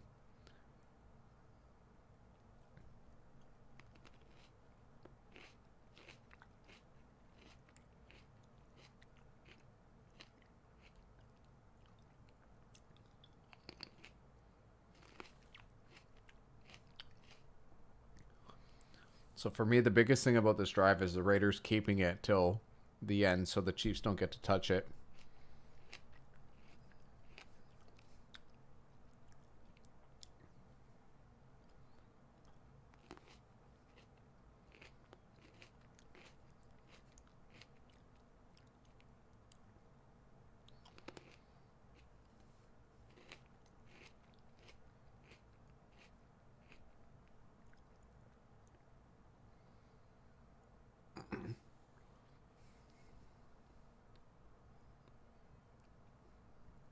Yeah, you think the Giants are stuck with Gettleman?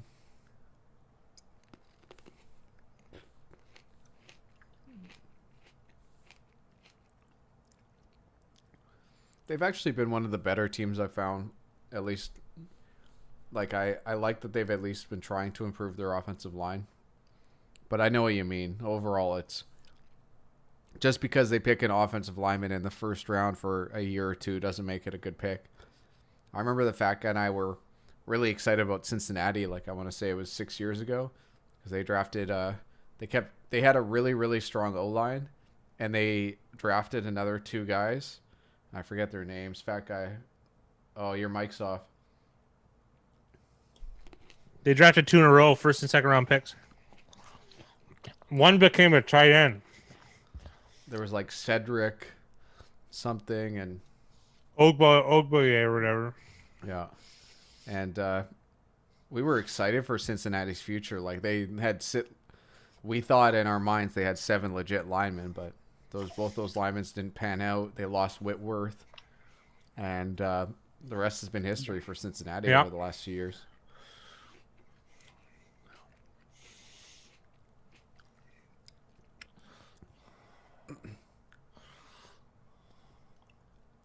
Wow. It's like Napoleon Dynamite Part 2 for It this was. wedding.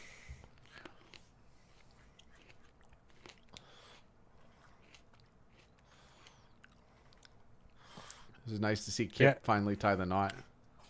Yeah. It's Cedric Ogboye and Jake Fisher. I think both became tight ends, I swear. Well, they weren't good enough to play tackle, that's for sure. Yep.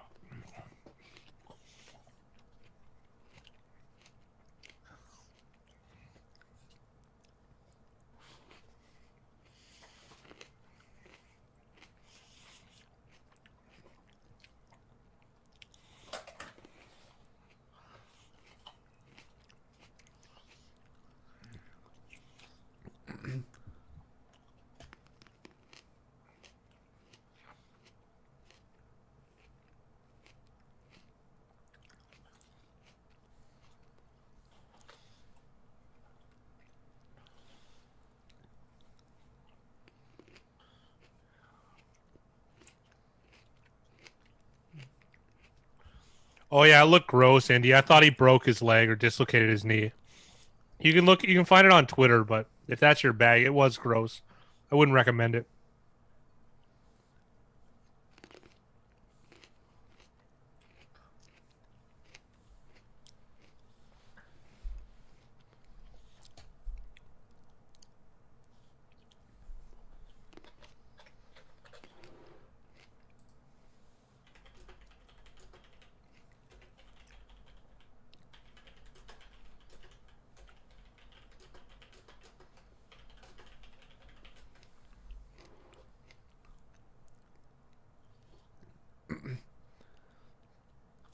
We aren't sure yet, Don. Still a lot of game to be played.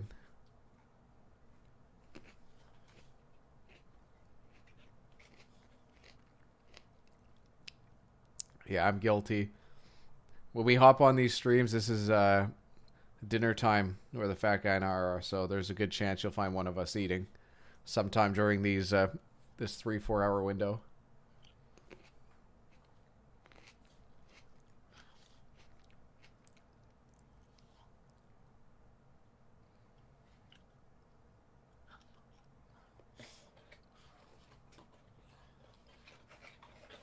You like Kansas City over? So far, it's been a good start for the OU. It looks like the Chiefs might put up some more points too before the end of half. This is dangerous now that the Chiefs get the ball back, because if they do end up scoring here, they're going to get the ball after half. So, like, the Raiders might not touch the ball again until it's 28-17.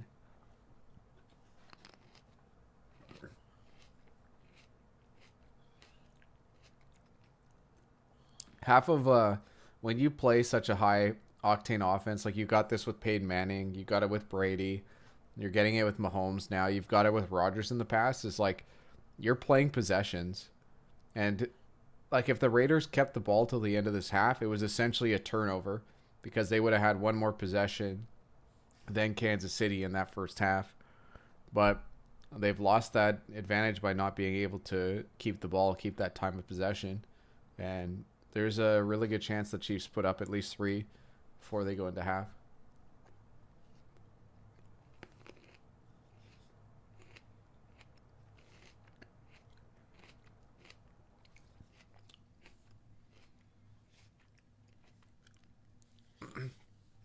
What's going on, Josh?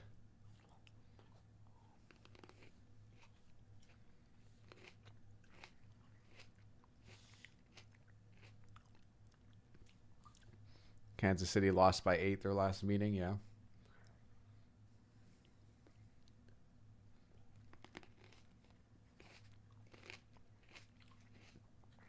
Kelce manages to break free, pick up the first down, stop the clock. Chiefs still have all 3 timeouts, so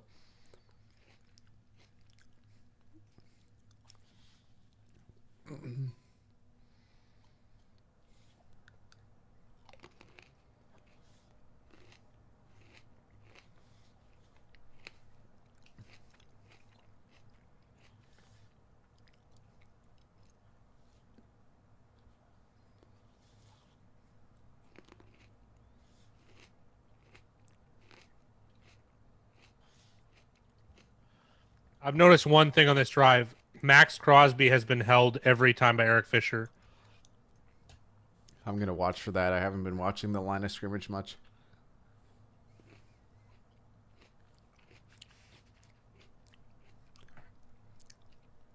The Raiders defense has lots of young, inexperienced players, but like some of these guys like Crosby have been just racking up snap after snap. So there's a lot of good things for the Raiders going forward on defense. Fisher's playing hurt.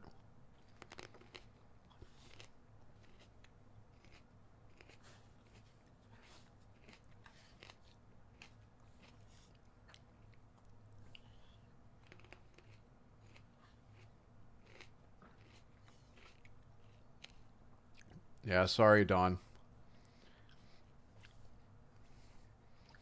I'm just eating grapes. They're not any good anyways.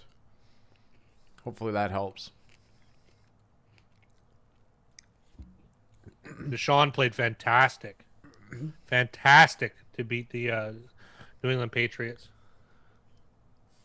I'm not an X's and O's guy when it comes to these games.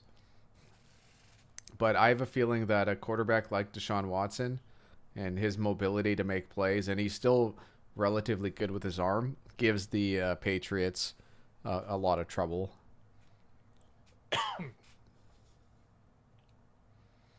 Because I know other defensive coaches have talked about it. Like, a defensive coach can really get you ready for, like, they can set plays for the first 2 or 3 seconds. But, like, once you hit, like, the 4th second, the 5th second, the 6th seconds, the plays break down. Like, that's where Watson makes his biggest difference is those plays.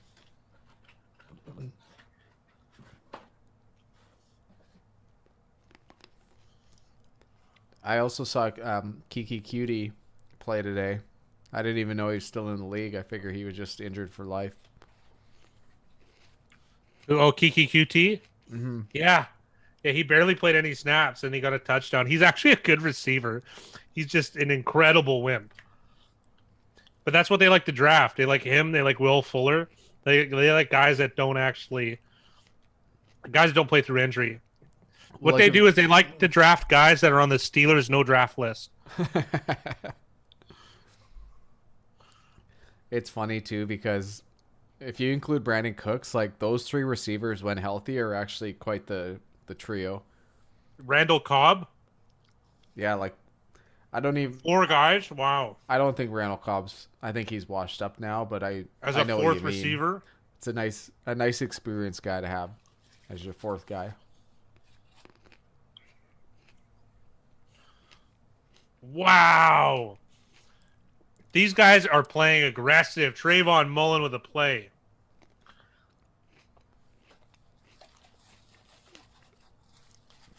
I like the toughness from the Raiders tonight. 2nd round pick, Clemson. And he just drove on it. That was fucking awesome. Oh, excuse me. That was really good.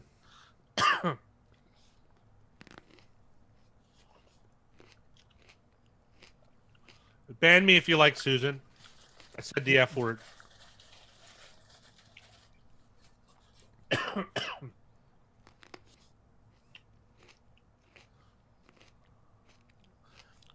I know, foul mouth, big time. As my nephews would say, bad word.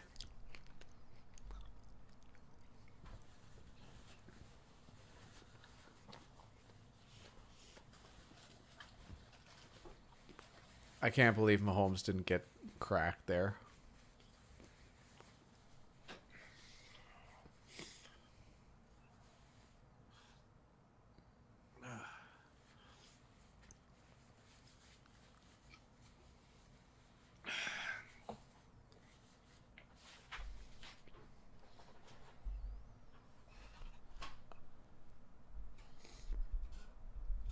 Tomorrow's night game is going to be awesome.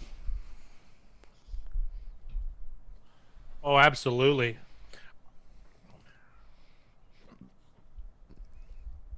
That lines up to 4.5 for tomorrow's game.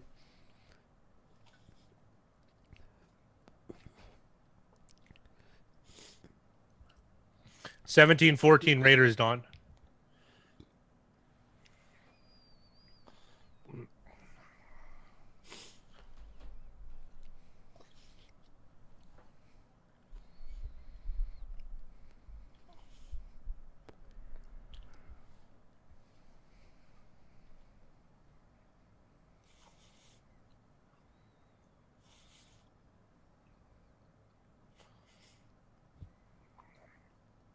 Maybe, Don. It's there's a probability to everything. Tampa Bay's favored by 4.5 points, so they're like 67% chance to win, somewhere around there. A little lower.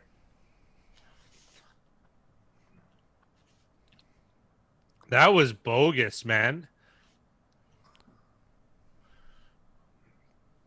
Crosby getting there again. Ugh. Chiefs should be using their second timeout here. Still 30 seconds left on the clock and one timeout.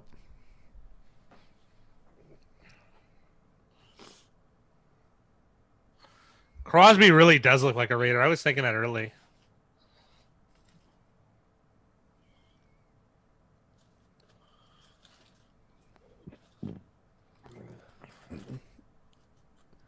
It's the for Mahomes, it's about injury. Like there's a couple injuries that he could get that would really really hurt him. Like any arm injury would hurt him quite a bit. But Mahomes is a very smart player as well. He's a smart player with a huge arm, and he's fairly accurate.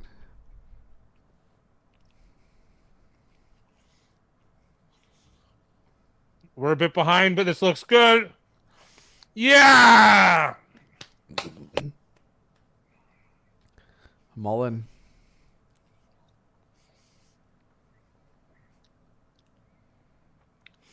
That's pretty big. Mahomes not happy. I want to see this Max Crosby.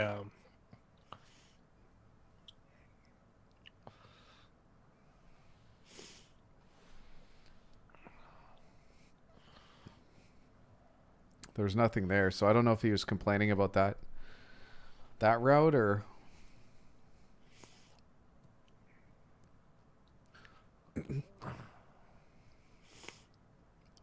he might be mad at Robinson for not coming back.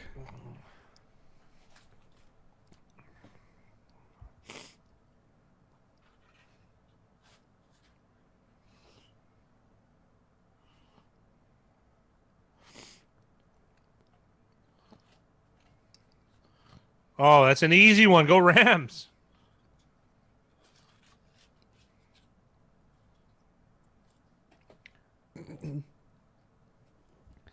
Yeah, definitely value on the Rams if that's how that's going, Indy.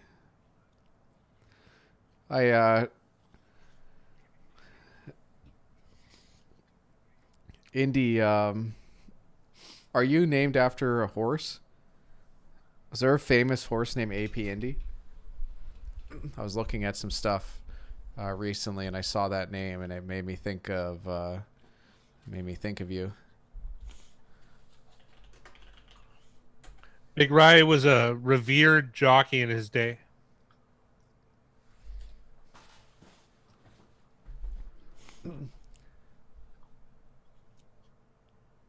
Is the American Horse of the Year in 1992. It won the Belmont Stakes and Breeders' Cups, and it earned just under $3 million over his career, AP Indy.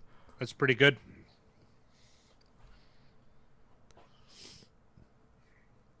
And it was a kid of Secretariat. Oh, really? Yeah. That's awesome. I think AP Indy is actually very famous for also Dustin just related got hosed. related to Seattle Slew. Seattle Slew is fantastic horse too. Triple Crown winner. Best horse of all time though is, I don't know. It might have been Secretariat. Or like there's one from Australia called Farlap, Phar. Really interesting read. The mafia killed the horse. They found whatchamacallit. They found poison in its hair years later. It was an ugly giant horse. A lot of its records stood for a very long time.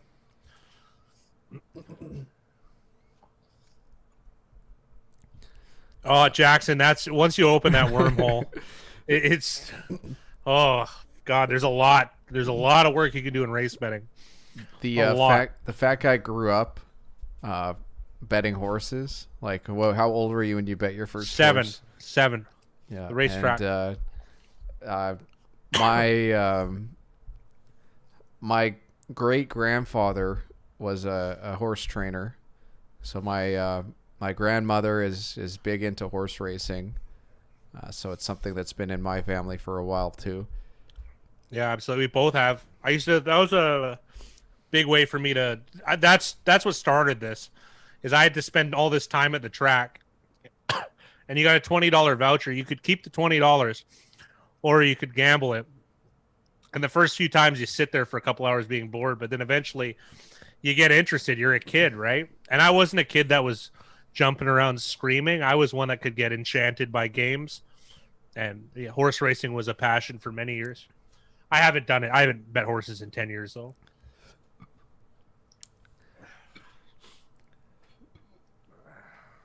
Josh asked, he said a lot of unders hit today. Any comments? I think it's more just how many points have been scored for the first 10 weeks, that eventually there was going to be a week where teams didn't score 60 points each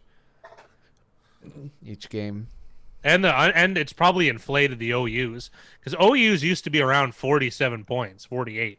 Now they're all in the 50s. Well, 41 to 49 was kind of like the OU before, and now it's what, like 49 to 57 would be probably like the feels like it. The OU range.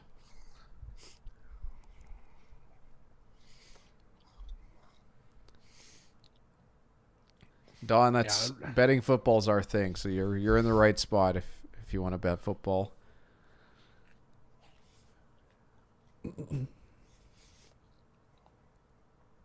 Oh, Untouchable has a restaurant in a racetrack, so yeah, that's awesome. That's so cool. I'd like to go to some of the old racetracks. Horse racing is quite the industry. It's interesting for sure. A lot of juice, so it's hard to beat.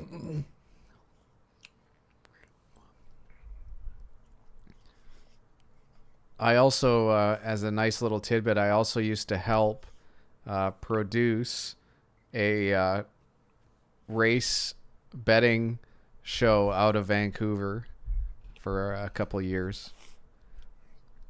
Kind of like what the fat guy and I do, except for local horse racing. Yeah.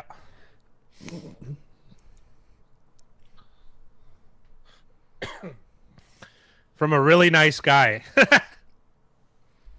Sure. And a casino. Jay owns Harrah's in Chester. Eric said, "Fat guy, this is my latest, and I think you're in on it. If you're betting minus 110 or greater, the higher you wager, the worse off you are." Absolutely. That's easy. That's an easy one. Absolutely. Some horse racing is fixed, Jay. Absolutely. I know all about it. There was the fat guy has a family member who is actually barred from the racetrack. Yes. Not allowed to make bets. Yeah, for many years. Many years. It might have had something to do with that. Oh yeah. Parlaying's always a losing wager, Eric. Always a losing wager.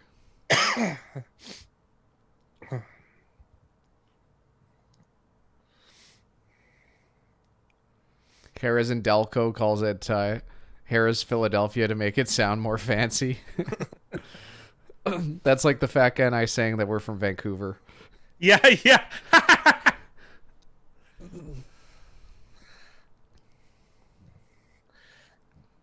Mind you, Vancouver's starting to look worse off than where we live, so I don't know.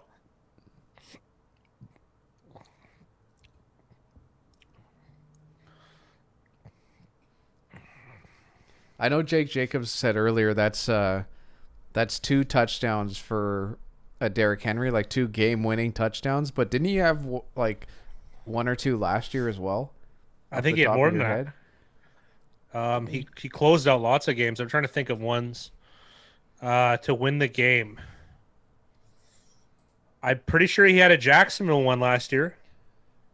I feel like it's got to be 3 or 4. Yeah.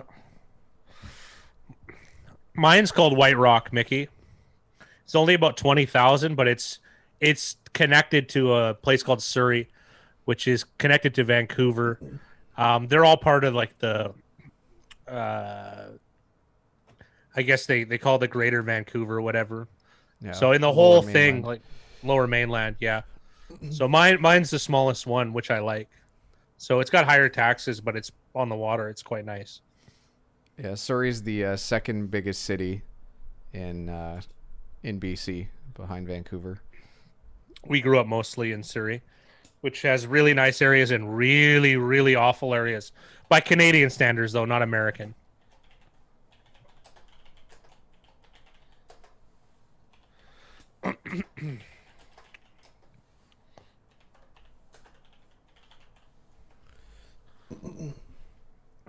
Josh said, "I think the Browns are almost as fraudulent as the Browns. The only way I'd He means take the that Bears. back, oh, is the Bears. The only way I'd take that back is because of the Browns' 2 running backs. Just saw playoff standings and how they're 7-3. Well, a lot of the Browns' running back success are because they have good play calling and they have great offensive line play. I mean, Nick Chubb is just awesome. He's, I think, the best inside runner in the NFL, but he's also it's one part of the running game. The offensive line has been pretty strong. There's also more consistency with offenses than defenses. So a lot of the public will tend to lean on someone like the Browns more than the Bears, even though those 2 teams are pretty similar.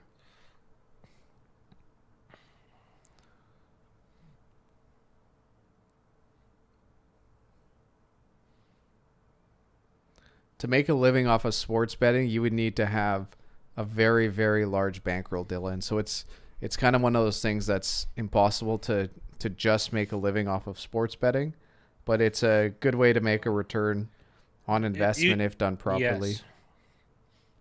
Yes. Yeah.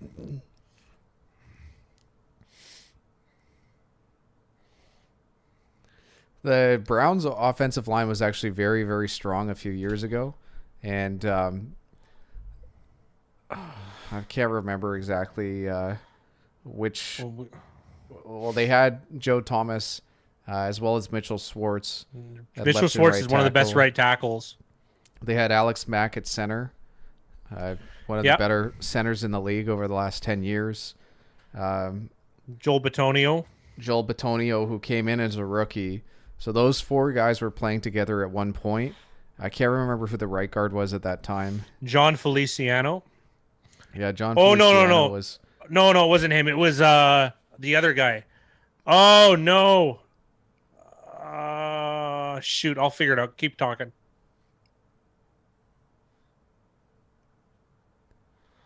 Oh, what's his name? I see it in my head. Dark-haired white guy. Heavy set, obviously. Greco. John Greco, right? Yeah. And Greco was like a average or just slightly above average, and every other guy on that line was top 5 at their position. Yeah. It was. And who was Manziel their quarterback at that time? Or was this, for one of them, yeah. Before that. I'm trying to. This was it the year before. It might have been the year that he was drafted, Johnny Manziel, 2014. I'm looking at 2014 now. They have Nick McDonald listed, so they might have lost Alex Mack that year. So maybe it was 2013. Brian Hoyer was the quarterback in 2014.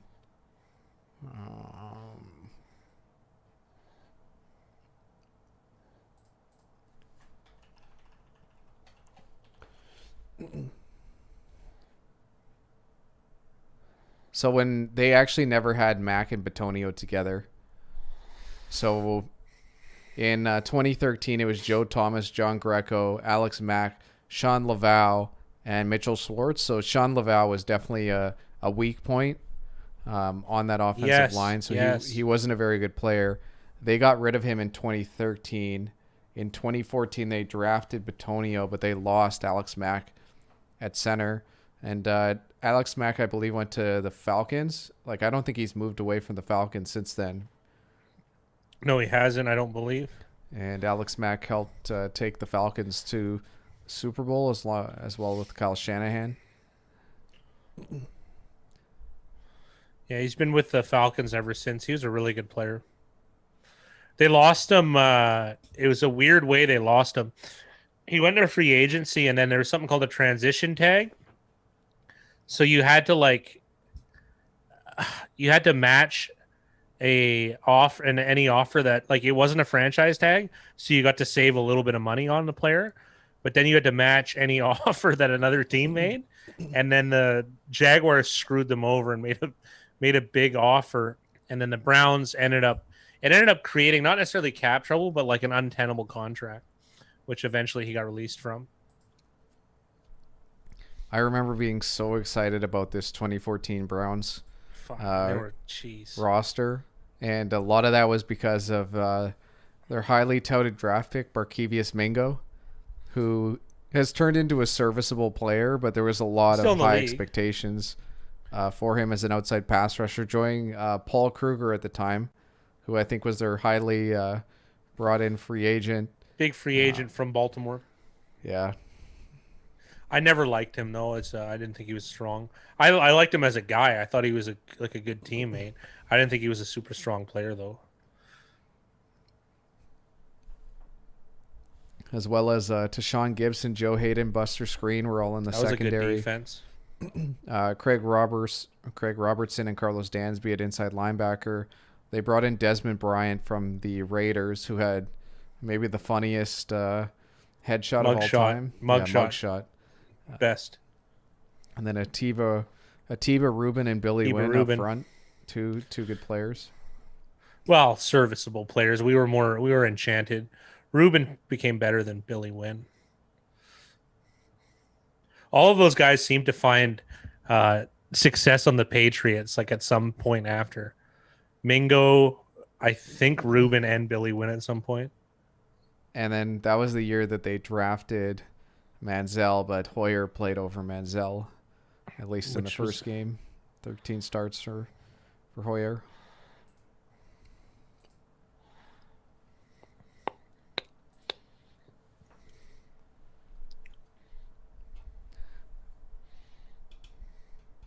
Well, it's called variance, Dustin. That's a thing. Think about this. Flip a coin. If you flipped a coin, let's say 300 times, there's going to be runs where there's 6, 7 in a row, and there's going to be runs where one way and 6, 7 in a row the other way. Usually it'll be even keel, though. It's just probability. It's bound to happen. Yeah, it's one of those things. If you're betting against the spread, it's pretty much a coin flip every time. You have micro edges of a couple percent. That's if you're a profitable handicapper or selector, however you want to be. Well, I mean, I'm just trying to. You complained about it, so I mean, I'm trying to at least pacify the sentiment. The fat guy and I have had weeks where we make 8 bets on early games, and we were like 7-1, and then 8-0, and then lose all. Literally in the fourth quarter, we went 0-8. Like it's one of those things that if you do this stuff long enough, it happens. No, there was last week I went 0-6 in the afternoon games, or 0-5, and I had almost a perfect morning.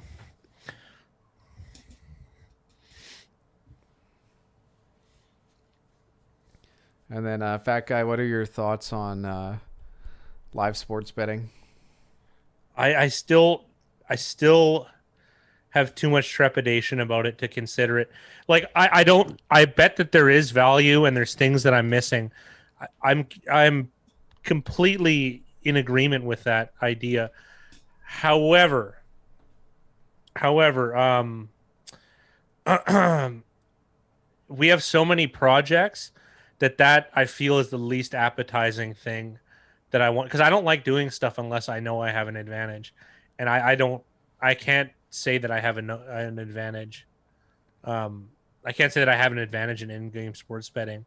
So once I give it a really hard look, I could possibly give it a yay or a nay in certain spots. There's probably some spots it's good, and for hedging reasons, even perhaps there's a chance. But generally speaking, it's just on my bad list because it's something that attracts squares. So that means that there's already built-in juice that's very high. A lot of the squares I know, they do two things religiously, or three things: in-game betting, prop betting, and parlays. They do those three things. So when I think of edges, those are the three things I mean, I guess there should be meat on the bone, but the juice is probably too high. So I don't mind the Raiders challenge here. And the other thing we always like to, there's this Las Vegas earnings report that me and Big Rye love to reference. And it doesn't have in-game live betting, which I would love to see the numbers on, but it shows their ROI on sports. And parlay sheets, their average ROI is about 30% over a 20-year sample. Whereas like baseball, they had 5 losing years in 20 years. They had negative 1% years. So like that tells me that you can beat baseball, right? Obviously they've learned and they've made it more difficult, but if the margin's that thin, then you could probably beat it. So sorry I give the most long-winded answers, but I mean this show has just gotten a lot more complicated than Big Ryan and I talking on snowballs in the dark. Snowball was our old bad microphones. Oh yeah, the I had no clue what you were talking about, so I just left it alone. The Josh wants us to talk about Wentz. Where do you have Wentz ranked right now? I know people are really low on Wentz. It hasn't been a very strong year from him. Really, outside of that one season, he's been a quarterback who's lost a lot of games. What are your thoughts? Like, where do you rank him as far as like if you had to rank the 32 starting quarterbacks? Probably around the 17 mark, maybe 16. Could be 18 even. The one thing that is a note, he's proven to be very human in his response. Because don't forget the Eagles O-line has declined since, like, it's like steeply declined since that Super Bowl run. So I mean, like, he seems like a nervous guy. He seems like he's more privy to mistake, and maybe he had a luxury of having too good of an offensive line when he first started out. Because I got to say that, yeah, he's frustrated for sure. Because that O-line now isn't the same, and that but it's a National Football League. You're going to get hit and you're going to have pressure, right? So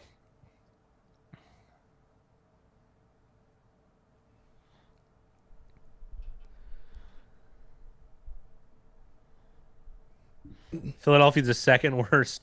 Was it any yards or any attempts? I forget what that acronym means. Basically, that they're the worst on offense per play on a per play basis behind or ahead of only the Jets, which that sounds about right. Aside from maybe off the top of my head, the Bears. Adjusted net yards per attempt. So essentially, that stat, Josh, is a fancy way of saying they have the second worst pass offense this season. It's no, it's not pass. It's both. It's pass because Mickey said they don't rank for running because running is essentially garbage.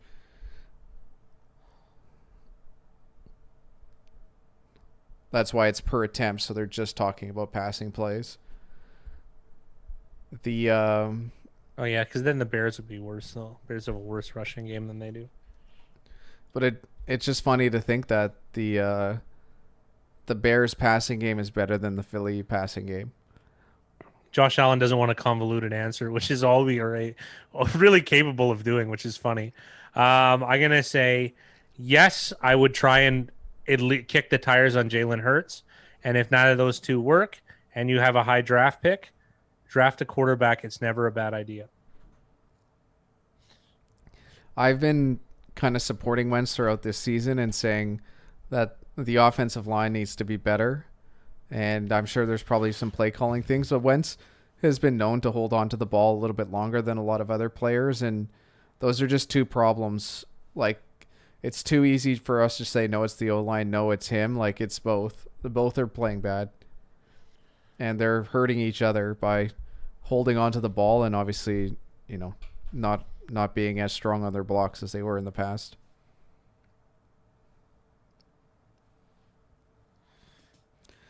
Right now it's Daniel Jones. Wentz has had a higher ceiling than the two as far as how they've played, but like Wentz's ceiling was what? Now we're talking like 4 or 5 seasons ago. Yeah, that sounds about right.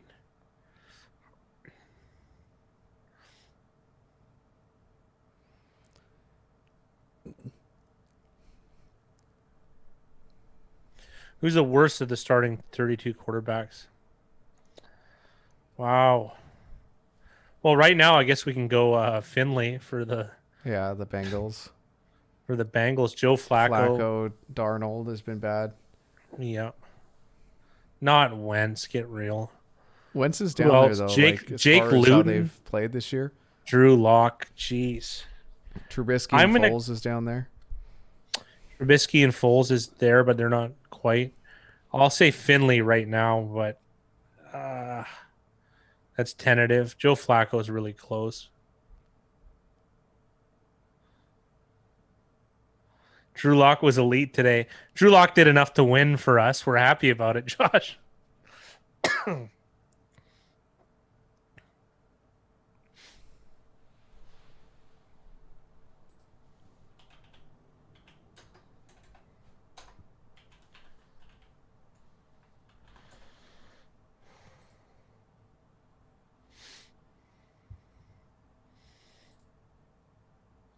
Well, good luck, Dustin. It's just 2 touchdowns.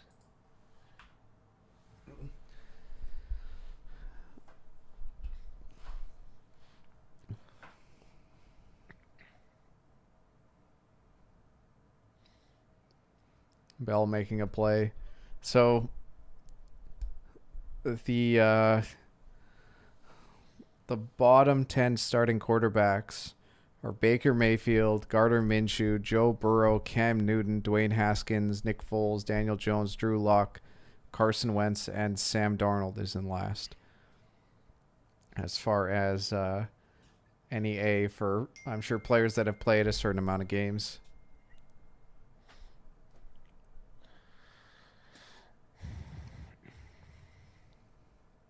You know who's low on that list? Baker Mayfield.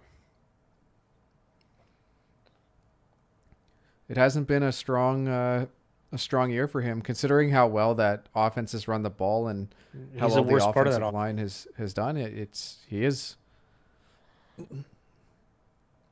Dude, Abram is just a. And out of that list, his completion percentage is similar to Haskins, and above Lock, Wentz, and Darnold, who are all sitting below 60%. Jonathan Abram just landed a major Charlie horse shot on Bell. It was quite nice. He missed the kill shot, but it was great. God, the mobility of Mahomes is just unstoppable. These Raiders D-line are getting tired.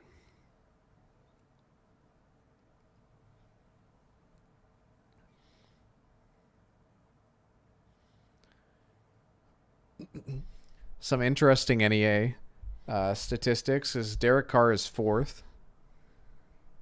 Deshaun Watson is 5th. Ryan Tannehill is 3rd. Before Dak Prescott got hurt, he was 6th. Russell Wilson is 9th. Kyler Murray is 15th. Tom Brady is 17th. Roethlisberger is 13th. Lamar Jackson's 22nd.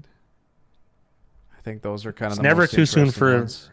Money never sleeps, Josh. You got to be on the ball. What kind of mascara do you think Derek Carr wears? Type it in the comment section.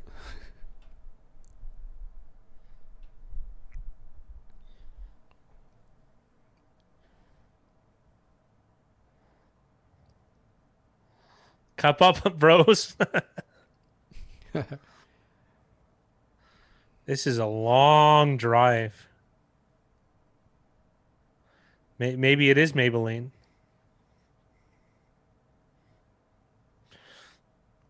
Well, there's different situations, Dylan.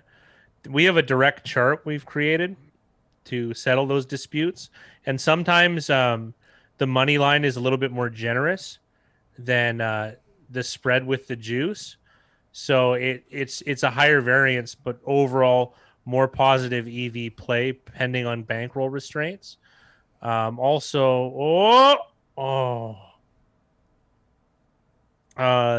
the other thing too is there's a study that I've been meaning to, like, we have piles of stuff we got to work on. One of my other theories is that certain types of teams, I'm trying to find which stat will certain stats you can anchor to it, where like certain teams are more likely to cover, whereas certain teams are more likely to get blown out or win. Right. So there's different philosophies on that, but you should have a chart, and you should know what money line is tied to what point spread, and point spread and what juice too. Right. So you can definitely, I would say, capitalize a bit more. Oh, wow. What a run.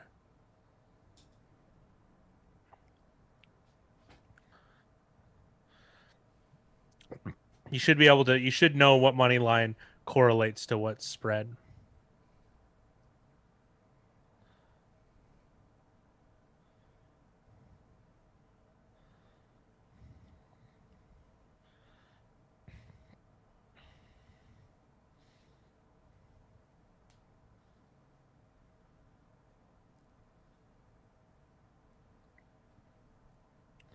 Clyde Edwards-Helaire, Dynamo.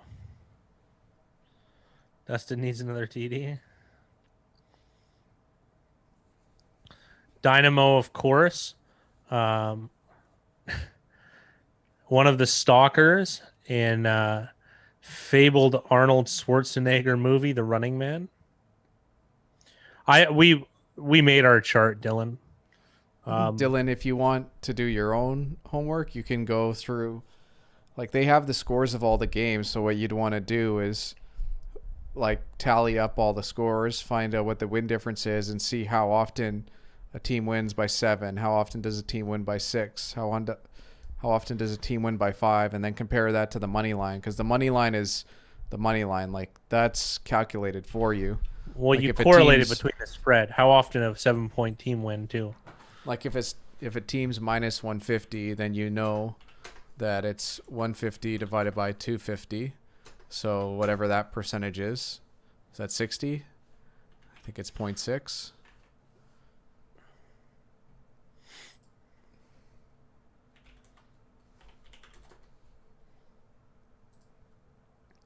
So you would know that would be 60% minus 150. So then you got to figure out, with all that homework that you do, is if it's better to take that minus 150 at 60%, or if there's a spread. Let's say the spread is like -3. Is it better to take a -3 at a certain juice, or is it better to take minus 150? That's something that you would have to figure out. And those are numbers that are always changing. So, like, the Fat Guy and I could give you advice on what we think is best to do, but, like, it's really about taking that information and then deciding for yourself, because the difference in scores, like, the variance is higher than it was 20 years ago.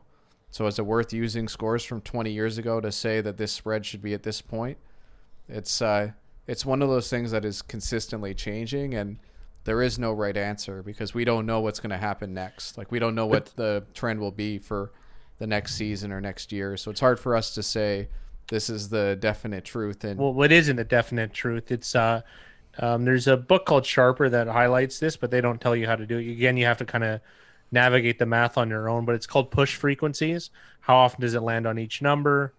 that type of thing. There's you got to kind of do it on your own. And like he said, some data is more relevant to others, and you're never going to be bang on, but you can input enough data to make a low margin of error, and take it from there, right? Because everything you do is an estimation, especially when you're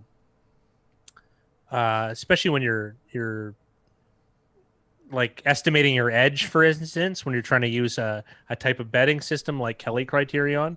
You're estimating your edge is very difficult, right? Like you never really know how much of a favorite you are directly, right? Like, okay, for instance, if you were getting if you were rolling, the only time you would know in something like that has hard math that doesn't have, like, if you were flipping a virtual coin which doesn't have any external physical factors, you would know that it should be 50-50. And if you're getting paid you know, what should we call it, $60 to the other to your 50 on a flip, you have an edge of 20%, right? Like numbers aren't that straightforward when you have to estimate for yourself. And by the way, why I use that coin flip thing, why I said it had to be a virtual one, is because a really, really interesting guy in regards to probability is Percy Diaconis. He's a probability professor that started off as a gambler, so he went the other route, and he built a machine that could flip a coin heads or tails every time. So I mean, like, he's very interested in those types of things. So, anyways, I could go on a tangent about that forever. Check out Percy Diaconis. Long story short, as well. I hope the Raiders can get a touchdown here, even though we're on the under.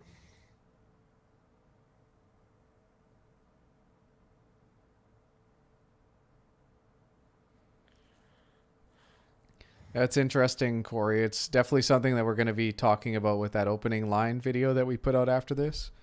Cheers, Jackson. Have a good night, Jackson.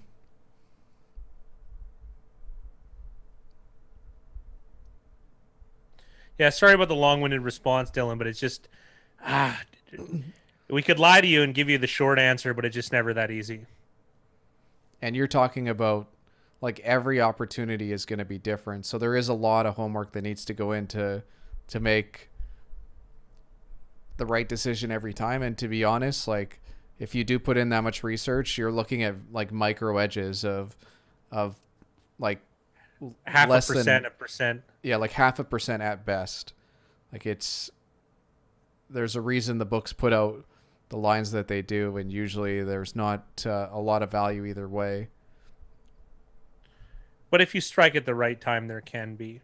So 0.5%, kid. I think you can get more than that. You can get a few percentage points, but I mean, that's when you're at the top of the game, and it's very, very, very hard to get there. And the worst part about sports betting is once there's an exploitable hole, it'll just get plugged up. They play whack-a-mole all day as we have to find the holes, and they have to bonk us over the head. It's just kind of how it works. And the other part too is there's other guys that are trying to exploit as well. So that's how those honey holes get exploited, is too many people going in them, too many people costing the book. But the optimistic side is all this stuff is getting legalized in the United States, and people doing work on this stuff compared to the people having fun is monumentally different in scale. So with so many people coming into the game, if there's legalization, the chances for opportunity are going to be ripe. So it's best to have a lot of those skills in your back pocket for when that's coming. Because sports betting is getting popular again. It is, because it's a passive pastime, and especially with new rules and stuff, you do it from the comfort of your own home. It'll become a big industry, I foresee.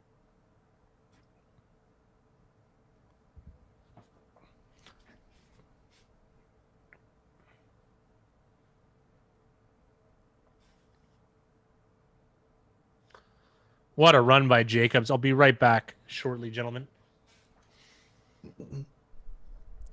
One thing I will talk about, Corey, is I find it strange that they went to Tua to start out with.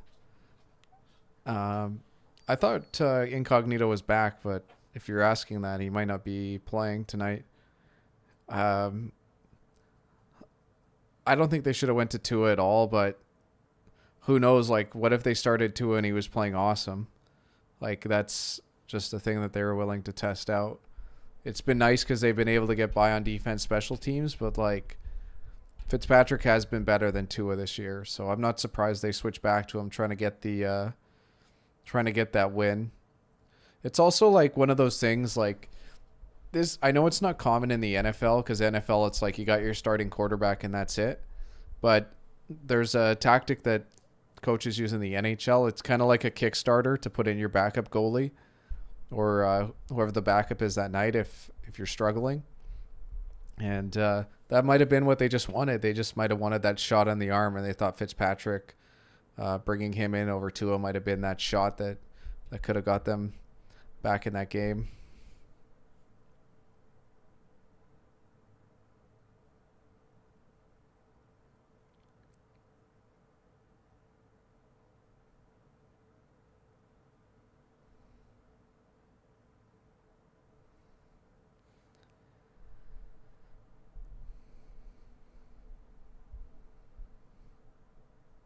It's also like a Corey. Think about it as a strategy thing, that um, that Denver game planned all week to play against Tua, and Fitzpatrick has a different skill set than Tua. So bringing in Fitzpatrick might have changed up some of the strategy stuff as far as the game plan for Denver defensively. So it's one of those things where there's so many different reasons why coaches switch players or switch personnel that just it's the quarterback and every other position. It's funny that you guys bring up Nelson Aguilar and as well as Zay Jones, because both of those guys I was really excited for both of those guys coming into the NFL. And you said, do you think there's any like impact, I guess, with how Nelson Aguilar has played with the Raiders compared to the Eagles? Is it coaching? Is it because he played West Coast? I think for Aguilar, it was just like experience and getting more comfortable in the league. But like Nelson Aguilar is a decent receiver. Like I'd say he's average, like an average receiver in the league, maybe slightly below average. But it's just one of those things where a new scenery, new like everything, it just helped him out. And then you talked about Zay Jones. Like Zay Jones has obviously had like I've seen him have a mental breakdown. I know he had that incident at the hotel. But like I had a lot of high hopes for Zay Jones coming into the league, and it hasn't really panned out. But I think Zay Jones is definitely can be a respectable receiver in the NFL. Yeah, I think we've talked about that a few times, that there actually might be some home field advantage for Vegas, and we've seen it in the NHL with the Vegas hockey team, the Golden Knights.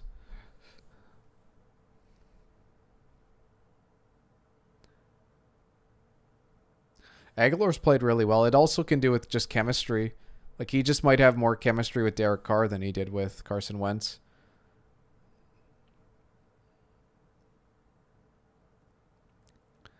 Corey, we would definitely be open to it. It's not something that we're planning on doing anytime soon, but it's something that we might do going forward. Zay Jones was an issue for Tyrod, just not throwing the ball. Yeah, first round pick should be like you're wanting a Pro Bowl player in the first round. So anything below that is not great, especially like at the top 10. I know Fat Guys talked about it, like skill position players to be selected like in the top 5, top 10. That's just, it's so rare that it's actually worth it. I would not say that Farrell is a big L. I think Farrell has been a really good player, and there's a chance that he can just continue to get better and better. He's a guy that eats up lots of snaps, and he plays well. He's one of the key parts of their defense. Yeah, Wentz has played poorly, but just Philly in general just feels like people are really down on that team for the the front office, for coaching, for Wentz, the offensive line, the skill position players. It's just everyone's kind of pointing blame at everyone, and no one's really bucked up and said, hey, this is my fault.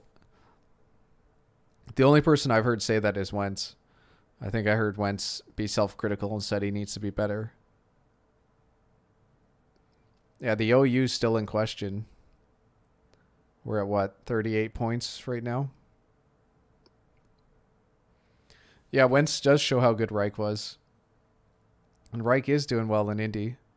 Aguilar is also just keeping more snaps with the Raiders as well. Yeah, more snaps helps. The more you're on the field, the more chance you have of making plays. But that's like, he's earned that playing time. There's that Waller touchdown that somebody needed. Because even the year after the Super Bowl, they regressed bad. I believe the Chargers and Rivers went backwards offensively after Reich left as well. That's a good point. I've never thought about that.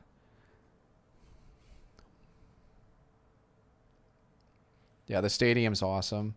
I'm lucky enough that I have a place that I can stay that's relatively close to the stadium, and I was really, really contemplating getting season tickets for the Raiders. Maybe in the future. I got a feeling it's going to be hard to get season tickets, though, for Raiders games.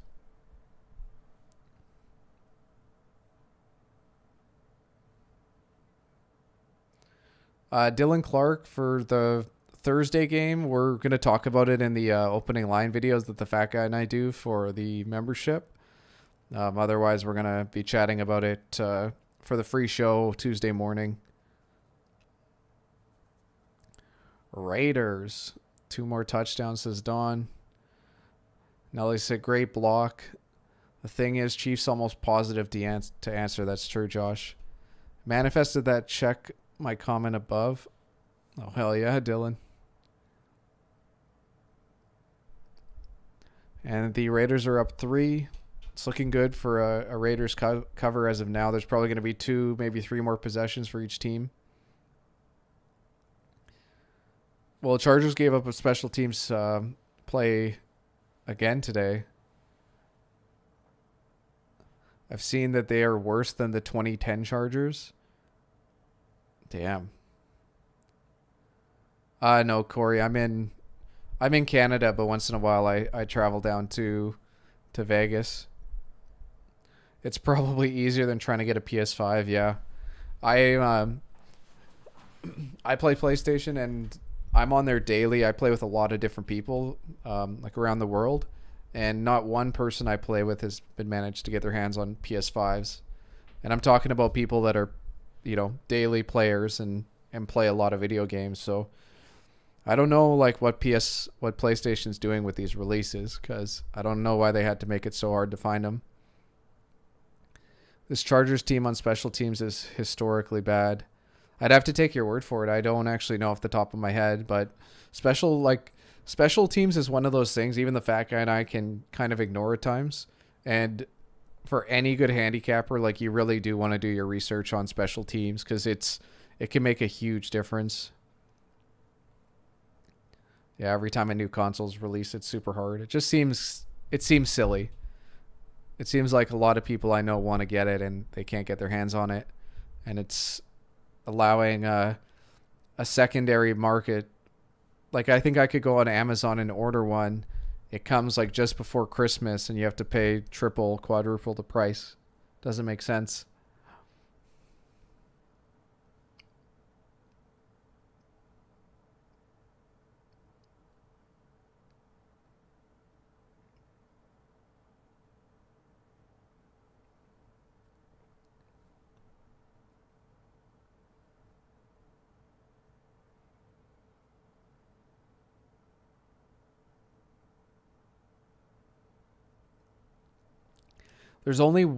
I agree, Corey. The only thing that I'm looking forward to is the SSD. So it'll take down the loading times.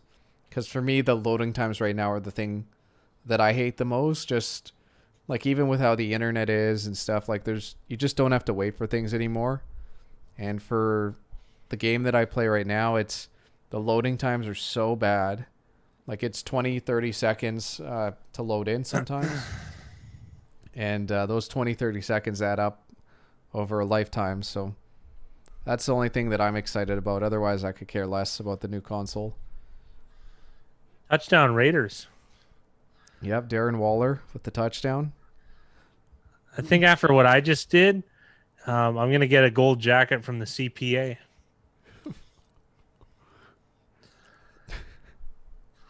Canadian Plumbers Association. You should have seen it.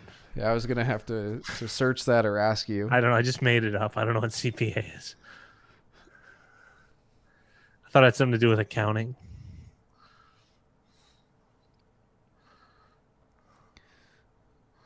So the Raiders are in man. This is where you separate the men from the boys here. 3rd and long against the Chiefs. It sounds easy, but it ain't.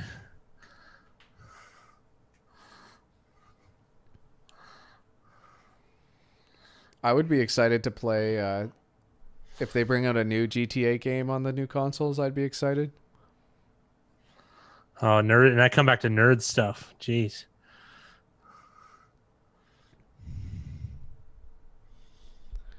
All right, 3rd and 11.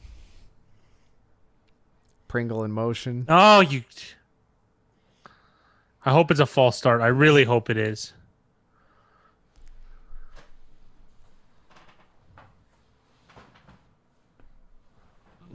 I don't care about the update stuff. Like, that's cheap stuff that they add on. I want a game, and I know that takes years and years, but I don't know if Mickey knows or if he's calling it, but he's saying screen to Clyde Edwards-Helaire here. Well, that makes sense. Calling it. Yeah, GTA Chiefs 5 first. has 3 releases. So it's 3rd and 16 here for the Chiefs. This is a big play in this game because if the Raiders can get the stop here, they could ideally put this game on ice with good play the rest of the way. Oh, 50 made a good play.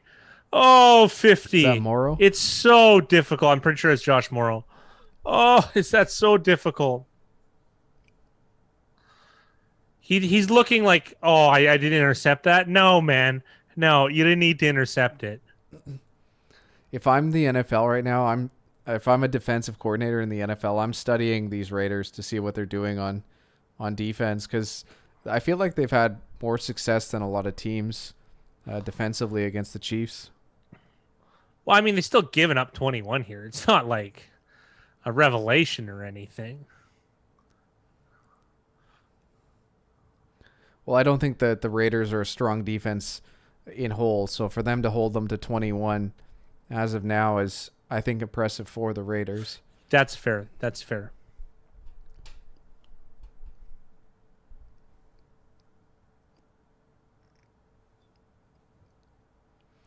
The Raiders have shown up this year in games that matter. Corey brought it up there with they shut down the Saints. They've beat the Chiefs once. They're ahead here. They laid an egg against Tampa Bay, unfortunately. That could have been a good one.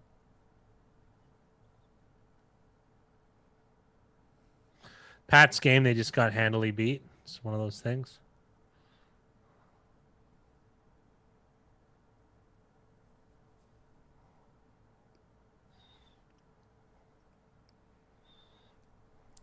The I was watching like the Colts offense today, and I'm thinking just how limited, like, you think about these quarterbacks that are coming into the league like Mahomes and Kyler Murray and Deshaun Watson, like these guys that are mobile but can still make plays with their arms. And it's just weird to watch. It's weird to watch Phillip Rivers now. Yeah. Like, it's just weird to watch a guy who, like, if he gets pushed off of his mark, like he takes his 5-step drop, if he has to get pushed off of that spot, like, they're screwed. Like, well, that's why he has to make really, really critical at the line adjustments. But that's the evolution of the position, right? Totally. And it's just weird watching, like, Rivers have to throw like 4-yard outs every time. Like, every time it's 3rd and 4, like, and he's got to make like 5 difficult plays every drive to get a touchdown. Whereas, like, Mahomes can, like, or Russell Wilson, like these guys can just like prance around the pocket and then throw a 70-yard bomb. Like it's how are you supposed to be coaching in this league when it's like you've got Phillip Rivers and you have to go up against Mahomes? Yeah, yeah, it's two different skill sets. The on the flip side though, like they Phillip Rivers has a job because there aren't enough of those guys. Like not enough of those guys exist, right? It would make sense, but I always thought like when we used to play Madden, like why isn't Michael Vick the best quarterback in the league? It's because they don't have all of those mental things hammered down, right? And it's going to be a while. But I mean, obviously, we're not even at the closest to where quarterbacks can be. Like I think there's going to be a switch-handed quarterback eventually. You know, a guy that throws left and right-handed, so that you don't have to have all your plays You could roll out either coordinated to way. one size. Yeah, like I bet you that's the pinnacle of it, right? So The what was I going to talk about? I can't remember now. I'll remember later. it's all a blur. What did you just bring up? You were bringing up multi-hand quarterbacks, but before that, Switch-handed quarterbacks to be the pinnacle of kind of like how when we used to play Madden as a kid and we were confused why Michael Vick wasn't the best oh yes, quarterback okay. in the league. You reminded me now. The thing that I think is a big advantage, and I personally don't remember when this change was made, but the coaches being able to talk directly to the quarterbacks until there's 15 seconds left in the snap, I think is a huge advantage for a lot of these younger, less experienced quarterbacks. Because like a guy like a Lamar Jackson he might not need to break down what's happening on defense if they can get to the line quick enough and have a coach essentially tell him what's happening before the snap, which is It's still going to hamper you though. it'll still But it's hamper less you, of but a not as hamper, yeah. much as when Yeah. like I don't know if Vic had the opportunity to have Oh, why did he go for such a bomb?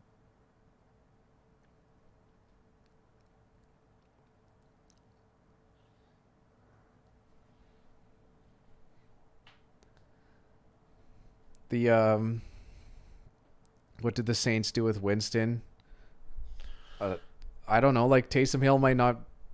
Like Taysom Hill's won one game. It's still too early to just say like Taysom Hill's the answer at quarterback for the Saints. He might be the best guy they have right now to win them a game, but I still think Winston has a higher potential than.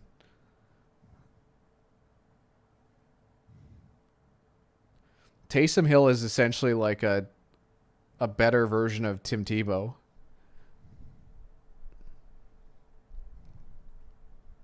Like, don't you think Taysom Hill is just a gadget player? Like, do you think Taysom Hill is going to be quarterback for the next 15 years of the Saints? No, but I mean, I've seen Stranger Things. I know now not to write off anything. That's my slight amount of age has taught me that. I would be surprised, but it's a possibility.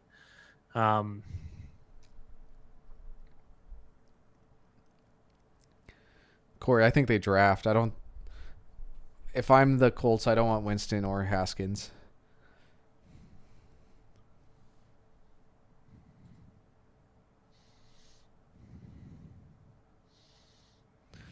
Taysom Hill's guaranteed $14 million next year.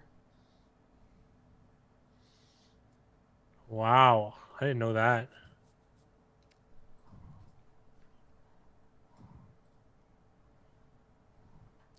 They are built to win now. It doesn't mean that they can't draft a guy that's better and gives them more than the other two guys.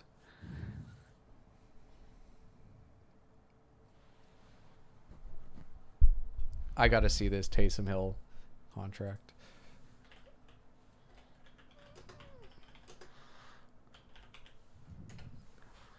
That just seems like a lot of money for him. Yep. He's a $16 million cap hit next year. And here's an underrated thing, fat guy. How old do you think Taysom Hill is? Taysom Hill, 27, 26? He's 30. Oh, is he? Huh. So next year Yes, he's a 31-year-old tight end quarterback hybrid getting paid $16 million. he's part of the team. They use him. It's strange. I didn't think he was that old. I thought he was 26. So I I did. I mean, thought he was 20. Like I'd say, I would have said 24. oh come on, he's been with them that too long. But that's the thing in my head. He feels like a guy that's still like new and fresh in this league. Oh yeah, Dylan Roberts because he played at BYU. Yeah, he had to do a Latter Day Saints mission. They're always older. Yeah, that makes sense. All that stuff makes sense, but I didn't know any of that, so that's why I figured he was younger.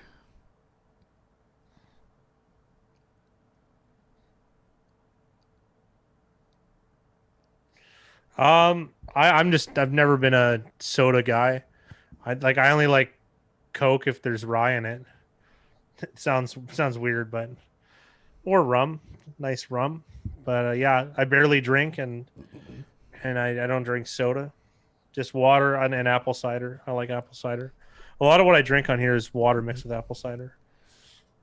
I love soda, and that's why I try to drink as many bubblies as I can, or else it's just too much sugar for me, for my laissez-faire lifestyle. I think that makes two of us, Big Rye. The show's called Big Rye and the Fat Guy. I got to keep appearances up, right? It's soon gonna be called Big Bald Rye and the and the medium guy. Are you losing That's hair? my guess. I don't know. I might have to. We'll see. Oh no, I might shave my head.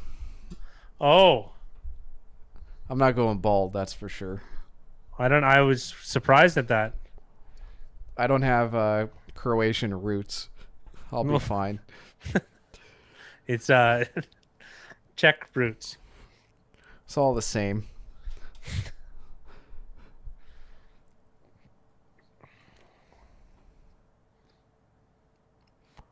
I know what Dylan's drink of choice is. Milk sans Oh. hair. What? I want to see this again. They flagged Jonathan Abram.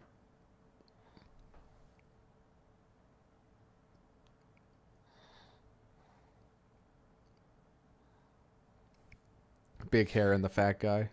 Well, that's what you're going to get from Jonathan Abram.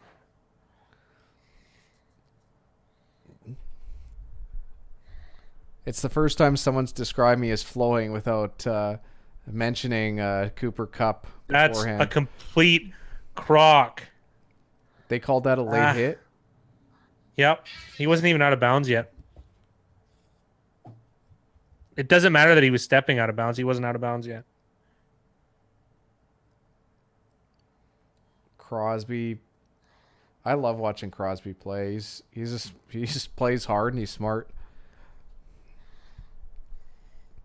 Because he was containment on that side, and usually a player playing defensive end doesn't make that play, even though that's what they're supposed to do. And I like how he did what he's supposed to do, and I'm praising him for it. But Yeah. like that's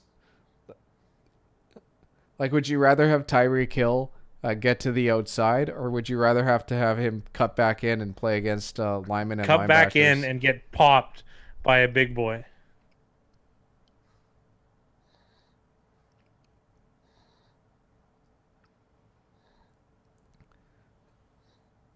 You don't want to bring up Geno Smith with the fat guy and I.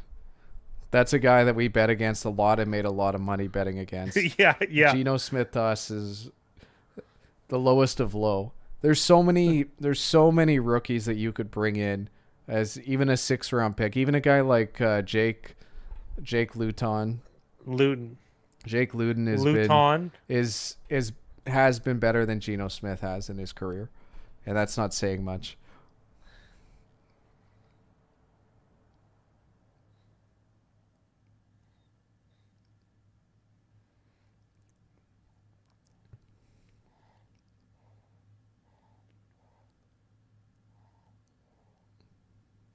How did he get that close? Even getting this guy and Russell Wilson is insane.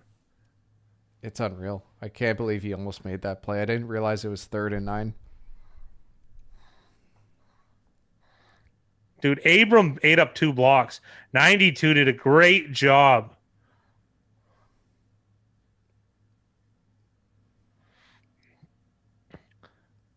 Uh, we were acquaintances for quite some time, Dylan.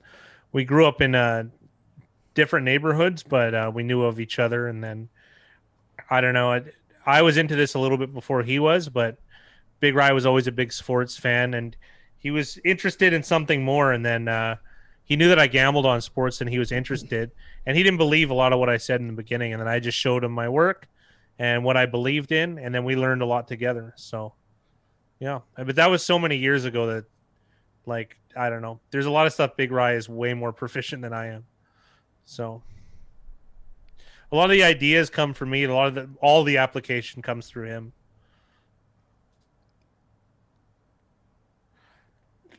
That's probably the best compliment I think we've gotten.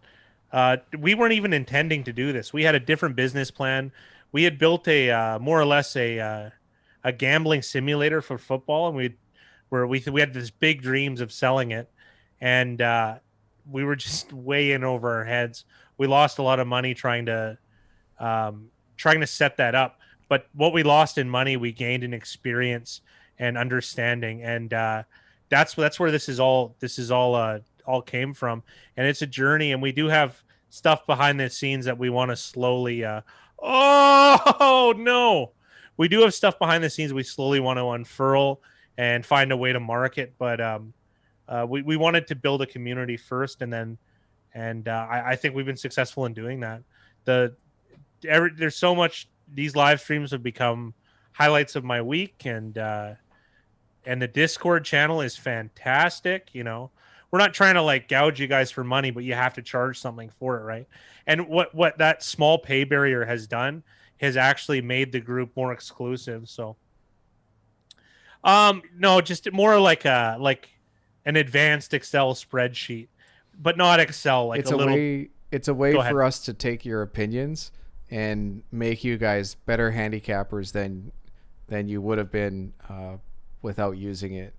But it's something that's very complicated and kind of just above our heads. So it's something we weren't able to get done. But maybe one day. And it's something that we can touch on. We talk about it. We used a lot of the things that we developed in there to help you guys out. But maybe one day.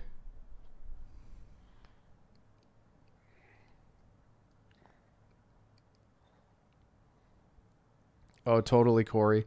And I haven't used Discord very much up until recently. So even if people had talked about it and suggested it in the past, I don't think I fully grasped what it meant. And I'm so happy that we have it. It's really nice. It's a really nice way to get everyone's different opinions in, because we all learn from each other. Like, we learn a lot from you guys just as much as everyone learns from us, which is you guys ask a lot of good helpful questions that make us rethink everything. Yeah, that's the biggest thing. You guys have it's the best part about that group and this group is the questions, because there's no way to solve any of these problems, but there are ideas that can push you closer to being or that can elevate your level of accuracy when forecasting things.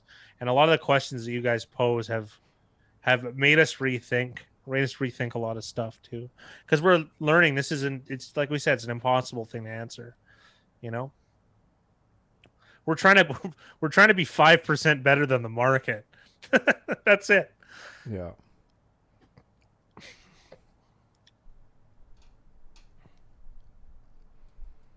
And even like, I remember for the Fat Guy and I, to just kind of open up a little bit about this, like when we started making these pick videos, we put so much stock into our record, and we were like, for us to pick on the right side was so important.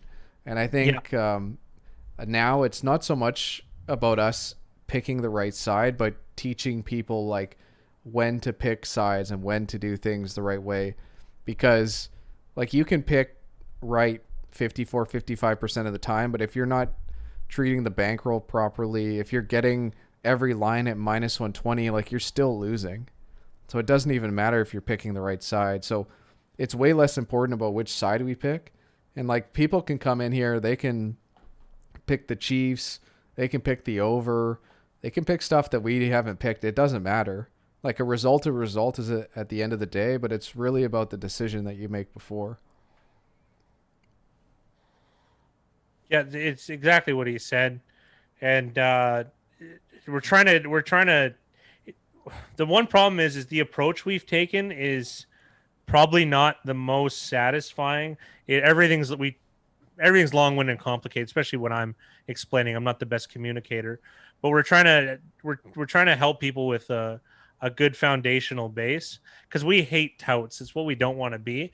But the pick video is attractive, and it's more of a source of entertainment. What we actually choose, the the logic behind it has value in it, and understanding price shopping, right? Because realistically, the pick video has a large entertainment aspect to it, but we understand. But we also use it to try and gauge our market, right? Like a lot of the gems that we found here that are following us in this live stream understand all the nuance to it, and we kind of use that video, I guess, more or less as a funnel, right? But this interest has allowed us to expand on it. I'm really happy where this project is headed.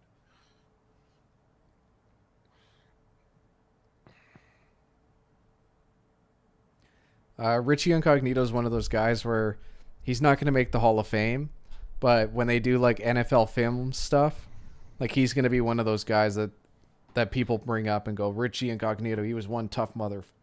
Like, oh, 100%. That's one of those things is he's got the respect of his peers, and I think that's all he cares about. I don't think he really cares if he's in the Hall of Fame.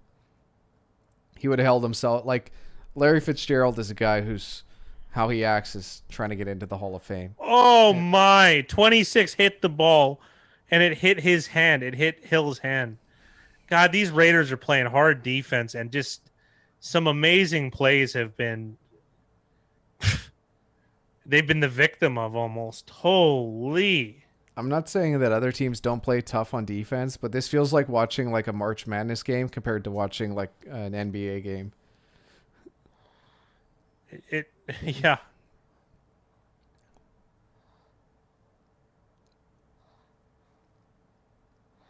That was my biggest pet peeve with NBA when I used to watch with Big Rye. I could never understand why they never played defense. That was my biggest gripe. Yeah. Mind you, the only time I was a fan of the NBA was when the Celtics played, and the totals would be like 156. Yeah. Corey, I really like what you said about taking the lines that make no sense. Like if there's a line where I look at it and I go, I can't believe that's the line, it's usually the best one to take. Like that's just how it is. It's amazing how much more information there is out there than what you know or what you think. Le'Veon Bell with his first touchdown, I believe, as a Chief. I think so.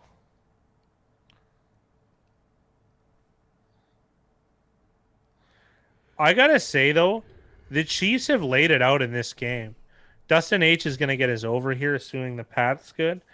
But the Chiefs I think they've scraped the bottom of their playbook here. I really do. They're really trying to win this one. And the Raiders aren't out of this by any stretch of the imagination. What, assuming that this goes through? Wow, it's close. Which it does. That's just 4 points. Raiders already put 3 touchdowns on the board and a field goal. More than capable of getting another one.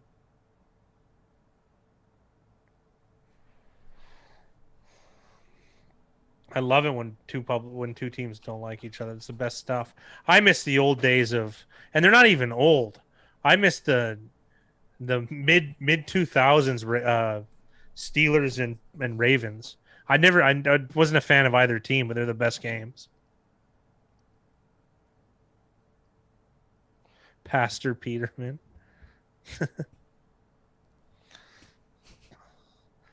No, I think Derek Carr's nickname should be the Cover Girl. Hello, Terrell. Happy Sunday to you.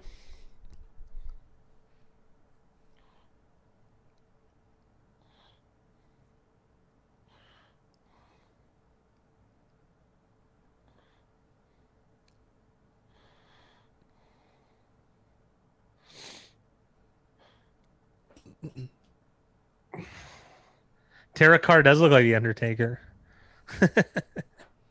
I watched the Hot Ones episode with the Undertaker. It was very it's pretty good. I always liked him as a kid. I didn't think he was such a good personality. I find that a lot with the wrestlers. If the Undertaker was like Batman, Derek Hart looks like his Robin. Derek Carr is. I guess he's not that much shorter. How much shorter would he be than the Undertaker? 6 inches, 8 inches? I'd say so. Or 4 big rise. Yeah. I think losing a It's yard. the same joke every time. Jay gives it 0 out of 8 eyebrows. Marshall Yanda is a huge loss. Brandon Williams is a huge loss. The Ravens have had some like unreal, like their drafting has just been top notch. It's Same unreal, with the man. Steelers. Those two Zadarius Smith, franchises. CJ Mosley, every guy they get seems to be really good.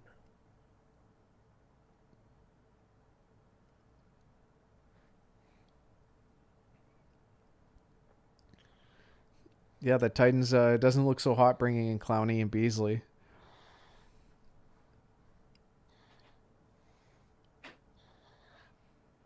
I didn't know Brent Musburger called Raiders games. I'm upset now. I would have listened to that. Wow. Musburger's a boss. He runs the Visin network, VISIN. I can plug that. I check it Does from he? time to time. Yeah. I didn't realize. Mickey brought that to our attention. I remember him telling us. I just forgot that it was Musburger. New York Jets is lost and trash. New York Jets covered though. They lost. They're bad. We all know that. But they covered the point spread. That's important to us. They might have been. I don't have the numbers in front of me, but I think the Jets might be 3-1 against the spread in the last 4 games. Yeah, I think they are.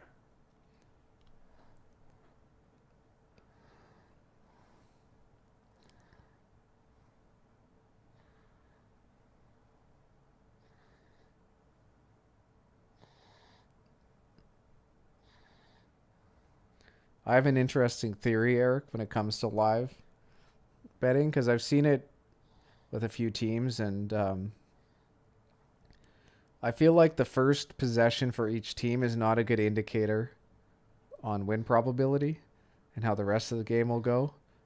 But the problem is with in-game wagering is you're always going to pay more juice. So it's harder to make money betting live than it is betting before the game. This sounds bad.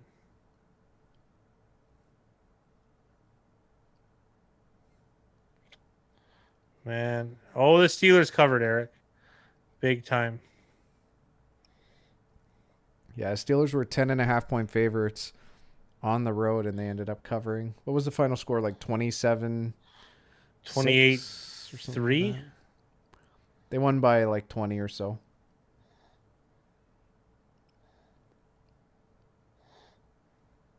Nice chunk of turf in Ingold's.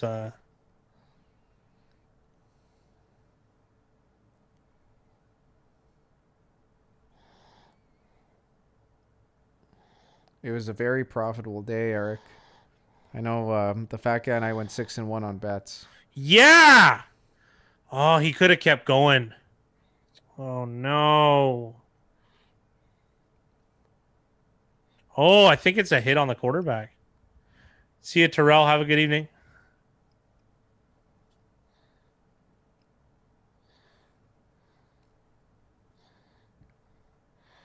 Where we go?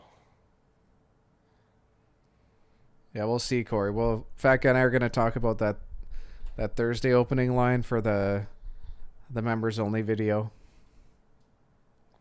Nelly's awesome. 7 for 8. 7-1 today. That's awesome. It's about as good as you get, as long as you didn't parlay.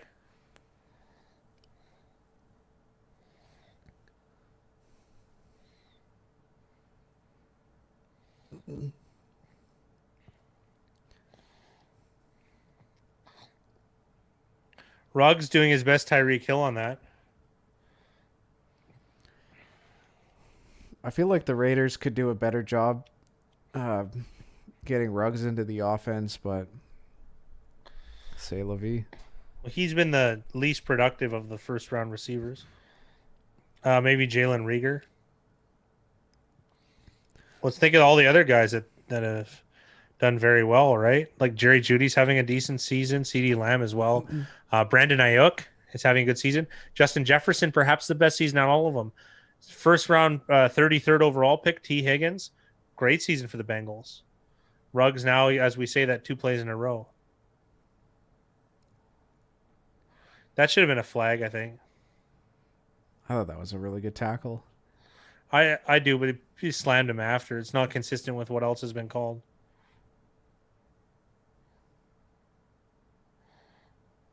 Yeah, Nels, especially if you got the Atlanta line early, like if you got them at like 6, That's not so bad then. that was a really good decision.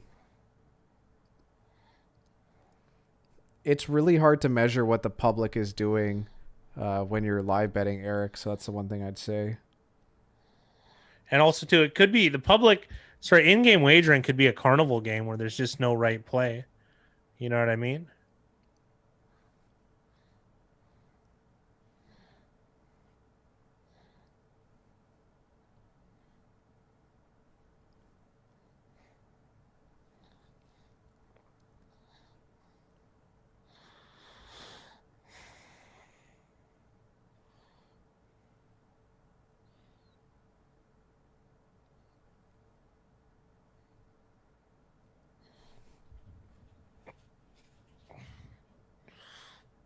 Oakland's playing, or Vegas is playing fantastic.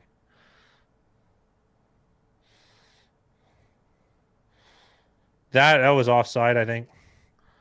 That was offside. It doesn't matter. That was offside.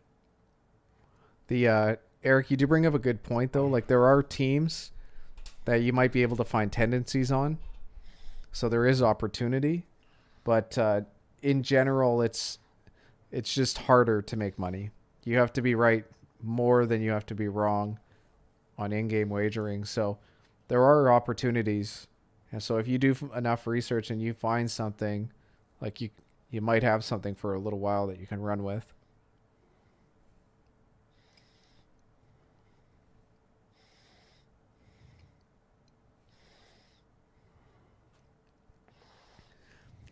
There's quite a few Raiders players I've seen with chains and stuff that they look like that they've got secondhand, or maybe it was recommended for them to get them being in Vegas in case they ever need to stop at a pawn shop and make a few bucks.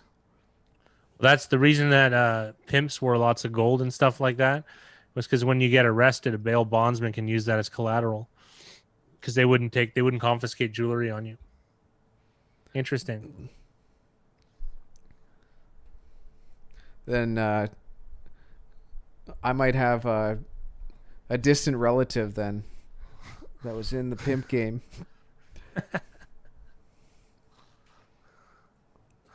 Oh, that's so funny. Like a great auntie.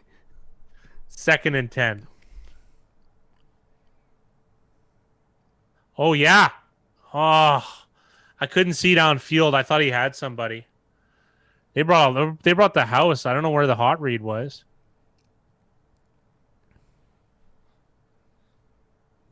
They don't have to get it all at once here.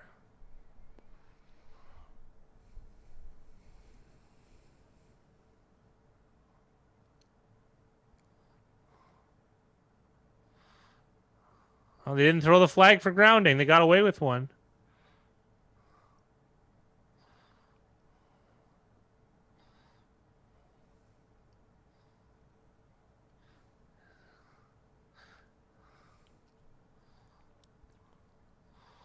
Oh, that's PI. That is completely PI. Oh, yeah. Oh, yeah. That's complete PI. Please, he tackled him. Yeah. Did he Okay. catch that? Yeah, he hit the ground, though.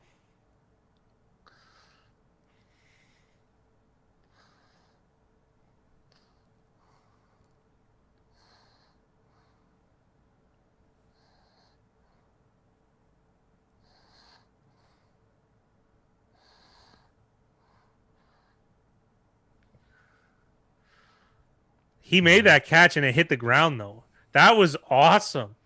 Yeah, just run it with Jacobs 4 times. This is one of those ones where it's like better for Kansas City just to let them get in right away. Yeah, it is. Flag on the play.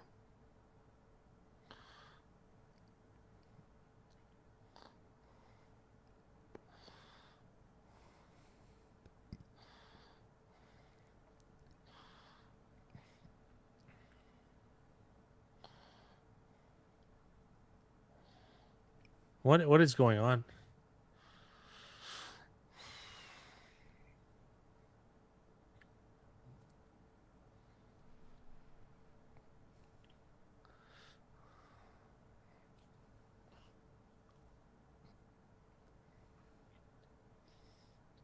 No, they'll keep the ball in Josh Jacobs' hands.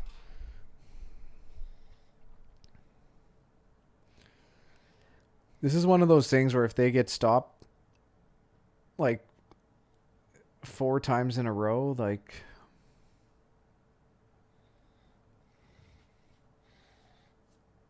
All right.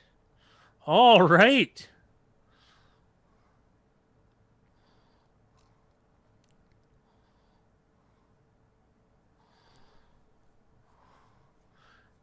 Someone's yelling, none of y'all know the rules.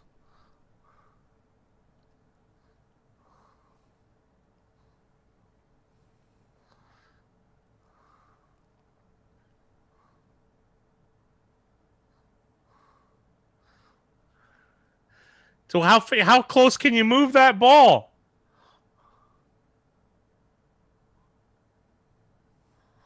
Now you can sneak it. It's so easy.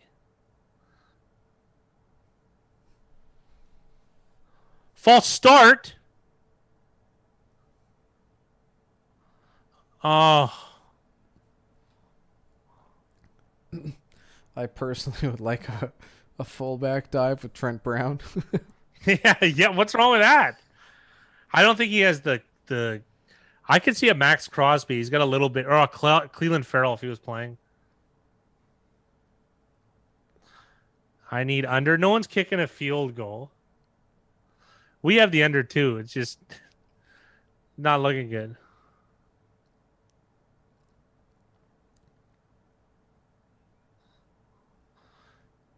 Well, you might get it. Yeah, Poe was great. The Raiders are either going to win the game with a touchdown or they aren't.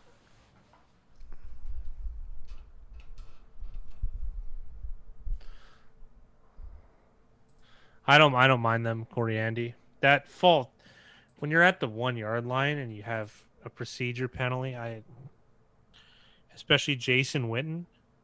If Jason Witten makes a procedure penalty, he should be out of the league. I'm sorry, he offers nothing anywhere else except blocking. So you can't do that. Corey, there's actually incentive for them not to get in too quickly. Yeah. The type of run play, I agree. Like, I like I formation up down on that one, but no counter, no not that. Just go straight in there. Don't lose any yardage.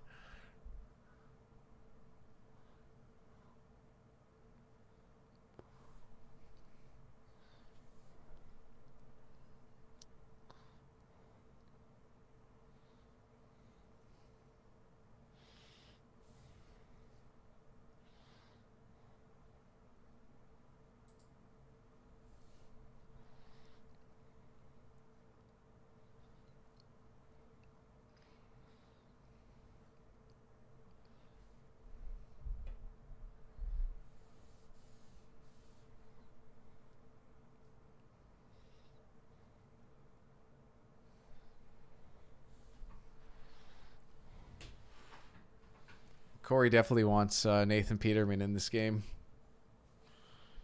Does he ever?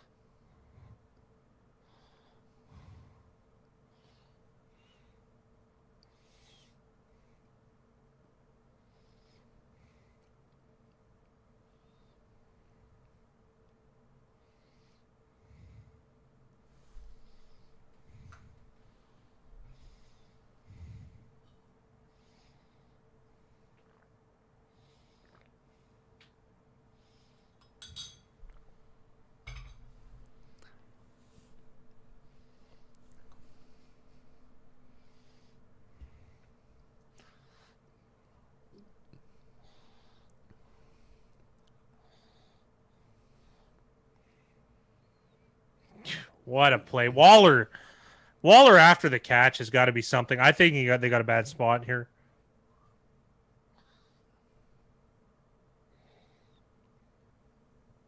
Yeah, Corey, I like what I saw out of Nathan Peterman in his first preseason, but obviously people are all on him for how he played.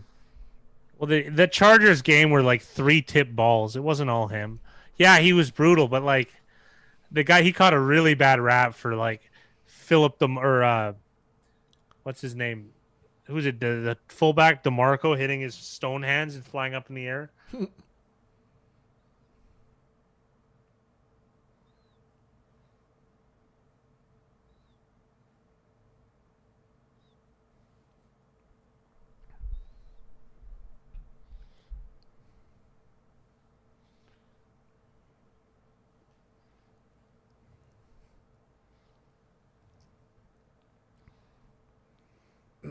Dylan usually comes at the start of streams and talks his shit and then gets out of here.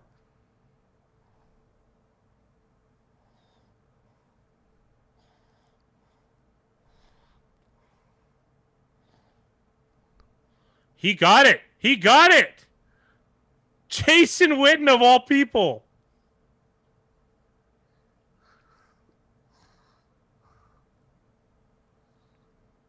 I can't believe it. And there's redemption.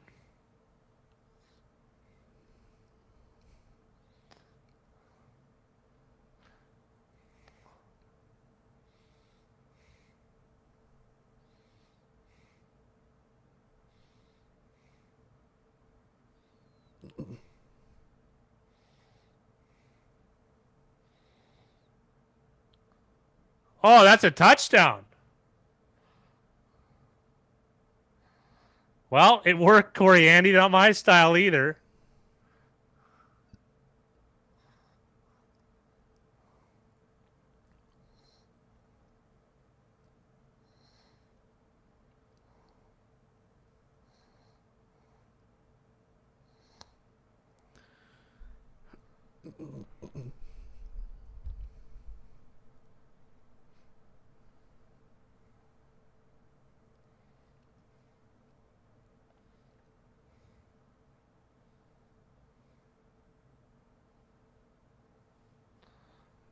Yeah, Josh. Oh, yeah. Don't worry. We remember game that was one awesome. specifically for financial reasons.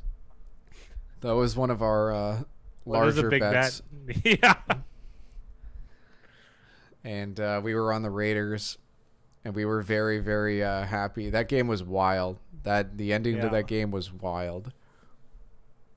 Well, Big Rye asked me, he says, do you think this is the best opportunity of the year? I'm like, and then I said, let's go Raiders. And then he knew what that meant. And that was a big bankroll throw on that game. Well, Yeah. whatever. Before we knew, I don't knew better. recommend it, but it worked out.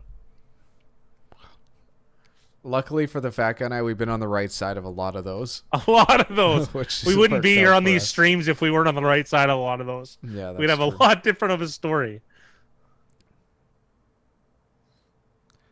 I don't remember what the line was. 4.5. We needed a touchdown to win, though. It was 4.5. Raiders was 4.5. I'm almost certain.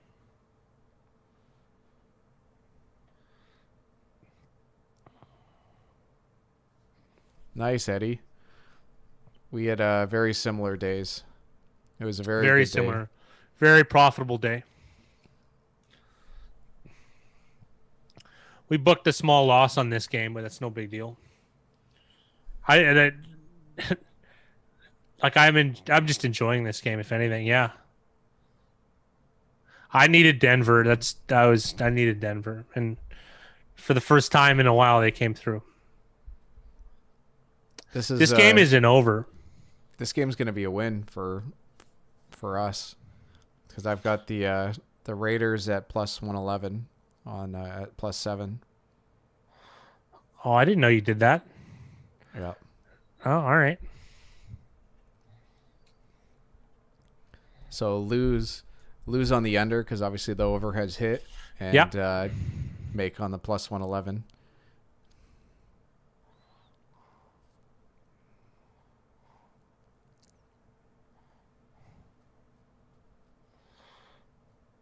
Oh, you're welcome, Eric.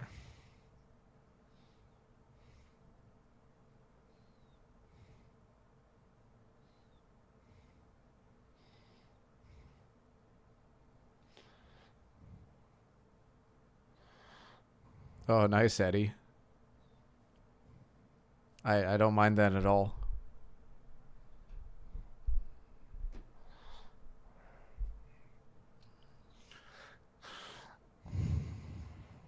The Jets are definitely still We going to lost get to boosted Vegas in the lines. contest, or sorry, with Chiefs in the contest. Yeah. 2-1 Titans money line. That's nice.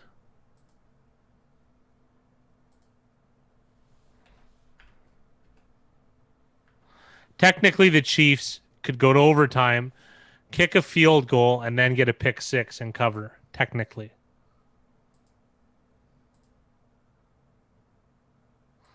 Depends what kind of tacos. Only if they're soft shell, I could eat them really fast.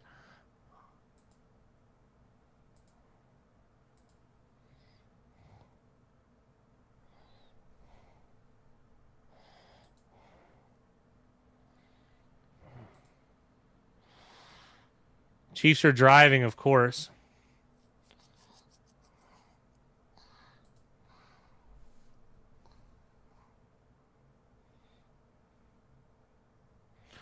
Kelsey with a huge cat. Yeah, no. If they kick a field goal, then they get a pick six on defense. They'd win by 9.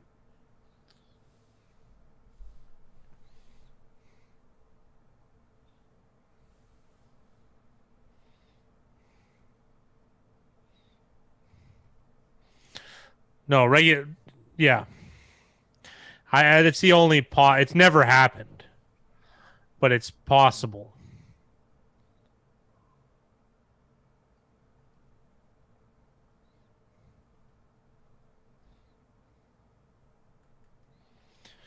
How did the New England game go? Went well for the Texans.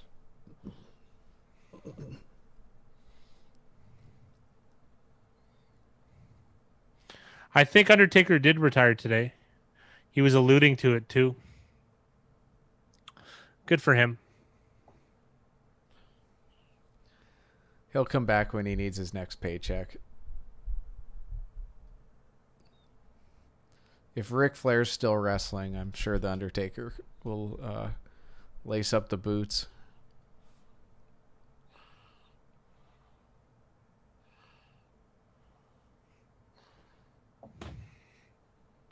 Fat guy, what do you think about the Rams tomorrow? 4.5.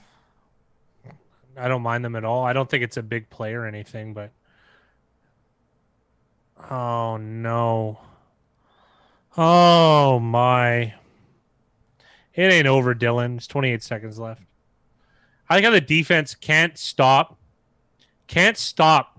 Nobody can. It's not just the Raiders. No defense can stop 1 minute drive from the Chiefs. It's unreal.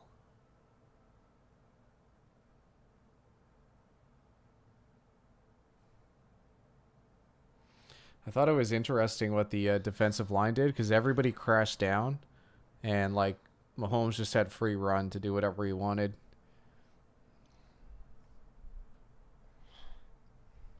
Oh, I like Washington for sure, even though it's a revenge game.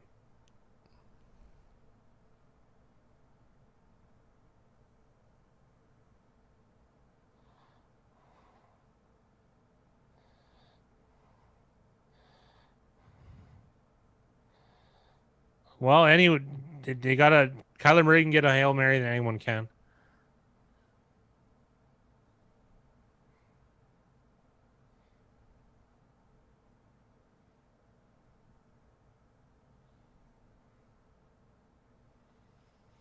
I would say a little bit better. Is it Vono? Danny Dalton played okay today. He did, but it's it's a lot different of a time. Lot difference of a defense between Washington and Minnesota. I like it, Eric. Good luck to you. Dylan, I'd say join us for the live stream tomorrow because we'll be on before kickoff and we can tell you what the market is before kickoff.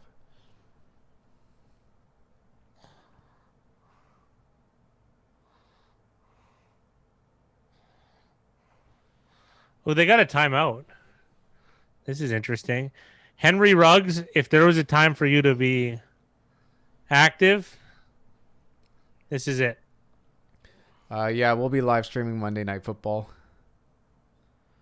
Kicking that field goal is really costing them Saneo, and it's true. It's 100% true. It's true. Because they would need a touchdown anyways at this point.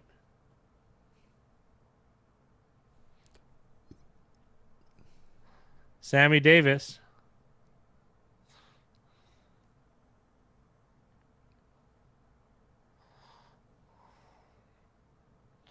Why doesn't he go down?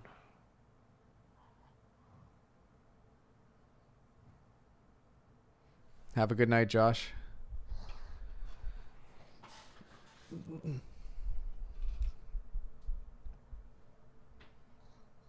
No Trekkie stuff for me.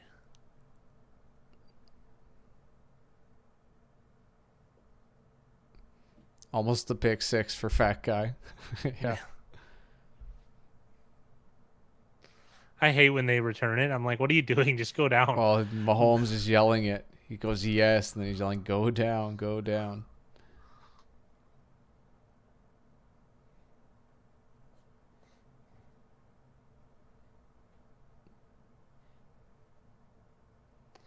Oh, it's a fail compilation of the NFC East? Yeah. I would imagine all four teams can contribute a lot.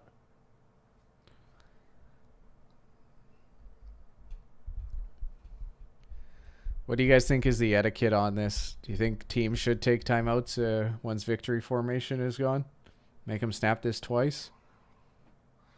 Good question. I know Phillip Rivers botched a victory formation snap probably quite a while ago now.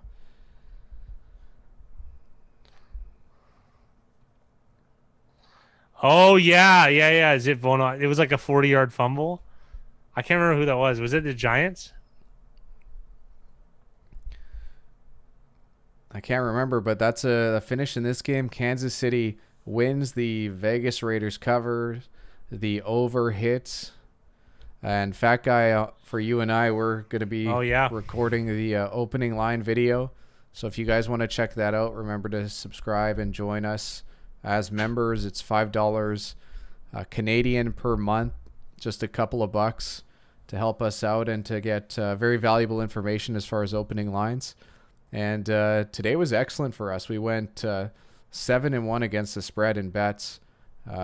Good for just above 6 units because a couple of those were plus juice plays. So an excellent day for us against the spread. And thank you everybody for joining us. And also we'll be live streaming tomorrow night for Monday Night Football, as well as the Tuesday show will be premiering Tuesday morning for picks. Yeah, $5 Canadian is like 3 something US. So definitely recommend. Something. Yeah. You guys have a good night. Thanks for joining us, and we will catch you guys tomorrow night.